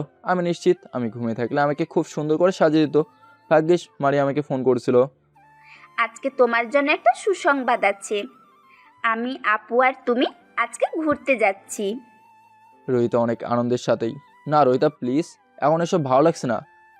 কালকে তো চলেই যাবে, আজকে এই হলিডেতে না হয় আমাদের সাথে একটু ঘুরে আসবে। কি, যাবে না? আচ্ছা যাবো, কিন্তু কখন? এক্ষুনি রেডি হয়ে নাও, আমিও রেডি হয়ে আসছি। আচ্ছা। তারপর রোহিতা খুশি মনে দৌড়ে বেরিয়ে গেল। দেখে বোঝা যাচ্ছে যে সে অনেক খুশি। আমিও তার কথা রেখে রেডি হয়ে নিলাম। কি জানি তাদের সাজতে কতক্ষণ লাগবে, মেয়ে বলে কথা। আমি বাইরে এসে গাড়িতে বসে এলাম, অপেক্ষা করতে লাগলাম তারা কখন আসবে। অনেকক্ষণ বসে থাকার পর হঠাৎ দুজনে আসতে লাগলো। ঈশিতাকে একেবারে নীলপরির মতো লাগছে। সে সেই পেছনের সিটে বসে পড়লো, আর রোহিতা এসে আমার পাশে বসে পড়লো। ঈশিতাও কিছু বলেনি, অর্থাৎ আমার আর ঈশিতার মাঝে কোনো কথাই হয়নি। ম্যাম, আমরা প্রথমে কোথায় যাব? একটা নির্জন জায়গার নাম বললো, যেখানে বেশি কিছুই নেই, শুধু কয়েকটা দোকান ছাড়া। আমি জিজ্ঞেস করলাম না যে সেখানে আমরা কেন যাচ্ছি। আপু, আমরা সেখানে কেন যাব? সে জায়গাটা তো আমি চিনি, কিছুই নেই সেখানে। তোকে এত বুঝতে হবে না। ঈশিতা রোহিতাকে ধমক দিয়ে বলল। তারপর রোহিতাও আর কিছু বলেনি, তাকে তাকে আমার ড্রাইভিং দেখছিল। এখানে শুধুমাত্র ঈশিতা ছাড়া রোহিতা এবং আমার মুখে অনেক রং। আমাকে দেখে কেউই চিনতে পারবে না যে আমি কে। হোলির রং নাকি তুলতে নেই, তাই তুলিনি। অনেকক্ষণ যাওয়ার পর পৌঁছে গেলাম সেই নির্জন জায়গায়। আমি নিজেও জানতাম না যে এখানে আমাকে একটা প্ল্যান করে আনা হয়েছে। এখানে এসে গাড়িটা থামিয়ে দিলাম। তারপর আমার আগে ঈশিতা নেমে গেল, আর সামনে থেকে রোহিতাকে নামিয়ে দিল। রোহিতা, চলো আমরা ওপাশ থেকে ঘুরে আসি। কিন্তু ভাইয়া, আমাদের সাথে যাবে না? যাবে। প্রথমে আমরা সেখান থেকে ঘুরে আসি, তারপর যাবে। রোহিতা তুমি যাও এখান থেকে, সবাই চলে গেলে গাড়ি চুরি হয়ে যাবে। তারপর ঈশিতা একরকম জোর করে রোহিতাকে নিয়ে চলে গেল, আর আমি গাড়ি থেকে বাইরে বেরিয়ে এই নির্জন জায়গায় হাওয়া খাচ্ছিলাম। হঠাৎ আমার ফোনে একটা মেসেজ এলো, ফোনটা তুললাম। হ্যালো, কে বলছেন? কি আশ্চর্য, কথা বলছেন না কেন? অনেক বলার পরেও কোনো রিপ্লাই আসছিল না। যখন ফোনটা কেটে দেবো তখনই মর তুই। মেইলি কণ্ঠে এই কথাটা শুনে অনেকটা ভয় পেলাম। কেউ আমার মৃত্যু কামনা করতে পারে? কি আপনি কোথা থেকে বলছেন? হ্যালো। ফোনটাই কেটে দিল। ফোনের কর্নারটা চেনা চেনা লাগছিল, কিন্তু বুঝতে পারছিলাম না যে এটা কার কথা হতে পারে, কি আমার এত বড় শত্রু হতে পারে। এসব ভাবতে হতে হঠাৎ লক্ষ্য করলাম আমার পিছনে কেউ অনেক সাবধানে আমার দিকে আসছিল। আমি পিছনে ফিরতেই কেউ একজন আমার মাথায় সজোরে আঘাত করলো। ভালোভাবে দেখার চেষ্টা করলাম লোকটাকে, দেখে অনেকটা হাসিই পাচ্ছিল। এটা শিহাব। তার মানে এখানে যা হচ্ছে সব ঈশিতার কথা মতো হচ্ছে। কি নিষ্ঠুর, আমাকে ঘোড়ার কথা বলে মারতে এনেছে। ওর আঘাতে দাঁড়িয়ে থাকতে পারলাম না। হাতে একটা লাঠি নিয়ে দাঁড়িয়ে আছে, চোখে স্পষ্টভাবে দেখতে পাচ্ছি না। আঘাতটা কপালে রেখেছে। ওর লক্ষ্য করলাম আরও 2-3 জন শিহাবের পেছন থেকে বেরিয়ে আসছিল। সবার হাতে একটা করে লাঠি। বুঝতে বাকি হলো না এখানে আমাকে মারার জন্য আনা হয়েছে। কিন্তু এদিকে আমার চোখ বন্ধ হয়ে আসছে। বাকিরা আর দাঁড়িয়ে নেই, সবাই নিজেদের লাঠি দিয়ে আমার শরীরে আঘাত করতে লাগলো। অধিকাংশ আঘাতই মাথায় লাগছিল। কিন্তু এই মুহূর্তে কিছু বলার শক্তি আমি হারিয়ে ফেলেছি। কিছুক্ষণ আঘাত সহ্য করার পর হঠাৎ আমার চোখ বন্ধ হয়ে যায়। নিজেও জানি না এরপর কী হলো। যখন চোখ খুললাম নিজেকে একটা বেডরুমে আবিষ্কার করলাম। আমার বেডরুমটাও চেনাচেনা লাগছে। তারপর দেওয়ালের ছবিগুলো দেখে চিনতে সমস্যা হলো না যায়। আমি এখন নিজের বাড়িতে নিজের বেডরুমে আছি। আশেপাশে কাউকেই দেখছি না। আমার সন্দেহ হচ্ছে যে আমি সেখান থেকে এখানে কি করে আসলাম। আমার তো সেখানেই মরে যাওয়ার কথা ছিল। তারপর উঠে বসার চেষ্টা করলাম, কিন্তু ব্যর্থ হলাম। হাতে পায়ে এবং বিশেষ করে মাথায় ব্যথা অনুভব করলাম। কারো পায়ের আওয়াজ শুনতে পেলাম। আসার পর দেখলাম একটা ছেলে আমার সামনে আসলো। ছেলেটাকে চিনতে পারছি না। সারা শরীর রক্ত মেখে আছে, মুখে কিছুই দেখা যাচ্ছে না। সে এখনও লক্ষ্য করলো না যে আমার চোখ খোলা। সে আমার ওয়াশরুমে গিয়ে চোখ মুখ ধুয়ে আসলো। ছেলেটা বেরিয়ে আসার পর আমি ছেলেটাকে দেখে অনেকটা আতঙ্কিত হয়ে গিয়েছি, কারণ এটা আর কেউ নয়, আমার বডিগার্ড রাসেল। কিন্তু তার এই অবস্থা কেন? সে আমার চোখ খোলা দেখে দৌড়ে আমার পাশে এসে বসলো। অভি, তুমি চোখ খুলেছো? আজ অনেক দিন পর তোমার চোখ দুটিকে দেখতে পাচ্ছি। এখন তোমার কেমন লাগছে? একটু ভালোই। তোমার এই অবস্থা কেন? অনেক কষ্টে কথাটা বলতাম, কারণ কথাও ঠিকমতো বলতে পারছি না। এইসব চিন্তা তোমার করতে হবে না, দাঁড়াও আমি বাকিদের ডেকে আনি। রাসেল বলেই দৌড়ে বেরিয়ে গেল। আমি রাসেলের কথা কিছুই বুঝতে পারছি না। কতদিন মানে কি? আমি কতদিন ধরে এখানে শুয়ে আছি? কিছুক্ষণ পর দেখলাম রাসেল সবাইকে নিয়ে চলে এলো। রাসেল, নয়ন, আকাশ, তাদের সকলের শরীরে রক্ত মেখে আছে। আর মারিয়া। বাবাকে স্বাভাবিক মনে হচ্ছে। এখন কেমন আছিস বাবা? ভালো, তুমি? ভালো। কি করে এমন হলো? আমি কিচ্ছু জানি না। কিন্তু আমরা সব জানি, সব শেষ করে দিয়ে এসেছি। কিসের কথা বলছো তোমরা? যারা তোমদের এই হাল করেছিল তাদের সকলকে আমরা মেরে দিয়েছি। ছোট থেকে তুমি কোনো আঘাত পাওনি, কিন্তু তোমাকে যারা এত কষ্ট দিয়েছে তাদের আমরা কি করে ছাড়তে পারি? কি সব বলছো তোমরা? কি করেছো? যারা তোমাকে আঘাত করেছিল শিহাবের সকল লোককে আমরা মেরে ফেলেছি, আর আজ শিহাবকে মেরে দিয়েছি। কেন তোমরা এসব করতে গেলে? আর আমি কতদিন ধরে শুয়ে আছি? আজ 1 মাস পরে তোমার চোখ খুললো। আজ 1 মাস? এখনো তুমি সুস্থ নাও, এসব নিয়ে তোমাকে না ভাবলেও চলবে। তোমরা সবকিছু জানলে কি করে? তুমি বাড়ি থেকে থাইল্যান্ড যাওয়ার আগে যে সিসি ক্যামেরা লাগিয়ে গিয়েছিল সেটা আমি কিছুদিন আগে পেয়েছি, আর সেটা থেকে জানতে পারি আন্টির খুনের ব্যাপারে।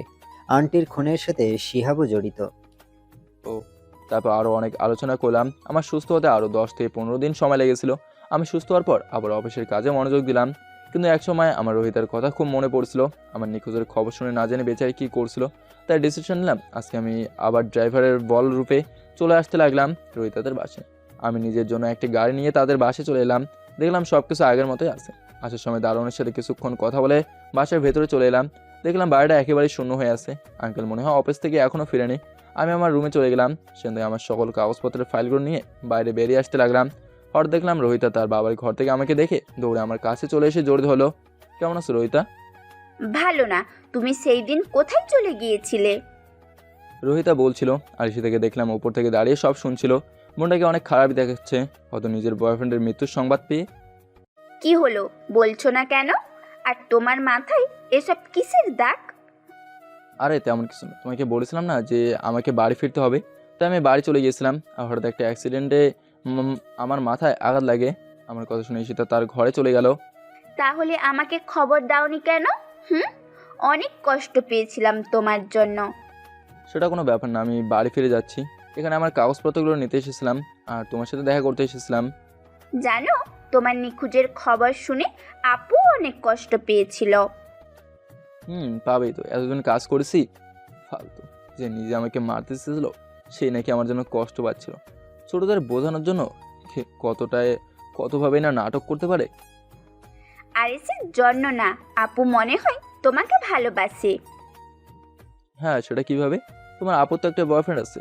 তুমি চলে যাওয়ার কিছুদিন পর আপু জানতে পারে সিহাব ছেলেটা একদম খারাপ, মেয়ে নিয়ে ফুর্তি করে ও, আর তাই সে তার সঙ্গে ব্রেকআপ করে দেয়। ও। চলো তো আমার সাথে। তারপর রোহিত আমাকে টেনে উপরে ঈশিতার রুমে নিয়ে গেল। সে না আমাকে রেখে দরজা বাইরে থেকে বন্ধ করে দিল। শত চেষ্টার পরও দরজা খুলতে পারলাম না। পেছনে দেখলাম ঈশিতা বসে সাজুগুজু করছে, মনে হচ্ছে তাকে আজ বউ দেখতে আসছে। আমি সেখানে গেলাম না, দরজায় হেলান দিয়ে দাঁড়িয়ে রইলাম। কিছুক্ষণের মধ্যে তার শ্বাস শেষ হয়ে গেল। সেখান থেকে সে উঠে আমার কাছে চলে আসলো। এমনিতে আমার অনেক ভয় করছিল, আর ও আমার কাছে আসছিল, এসে শক্ত করে জড়িত হলো। আমি বুঝতে পারছিলাম না যে কি করব। কই ছিলি এতদিন? কোনো কথা বলছি না। কথা বলবি কি না? ঈশিতা শক্ত করে বুকে চাপ দিচ্ছিল। ও মা গো। কি হয়েছে? কই ছিলি এতদিন? জমের বাড়িতে নিজে আমাকে খুন করতে চেয়েছে, এখন বলছে কোথায় ছিলাম। আমি ওই দিন ওদেরকে বলেছিলাম শুধু একটু বকা দিতে, আমি বুঝতেই পারিনি ওরা তোমাকে মারতে চাইবে। ঈশিতা এখনো জড়িয়ে আছে, এখনো শ্বাসলের ব্যথা। ছাড়ো আমায়, আমি চলে যাব। ইস, এখন বললেই যেতে পারবে নাকি? তো কি করতে পারো? আমি বলার সাথে সাথে ঈশিতা আমাকে বিছানায় ফেলে দিল। তারপর সেও আমার উপর শুয়ে পড়লো। এখন চলে যাও, এখান থেকে যেতে চাইলে আমাকে নিয়ে যেতে হবে। এরকম করছো কেন? ছাড়ো বলছি, নাহলে এতদিন যত খারাপ ব্যবহার করছো সব কিছুর মাসুল আদায় করব। আমি কি না বলেছি নাকি? যা ইচ্ছে করতে পারো। কি তোমাদের হলো? দরজা খুললাম কিন্তু, বলেই রোহিতা দরজা খুলে দিল। ঈশিতা তাড়াতাড়ি করে আমার উপর থেকে উঠে গেল, আর আমি সেখানে শুয়ে এলাম। রোহিতা মনে হয় একটু দেখে নিয়েছে। আসার আর সময় পেলি না? এখন না হয় আসলে তো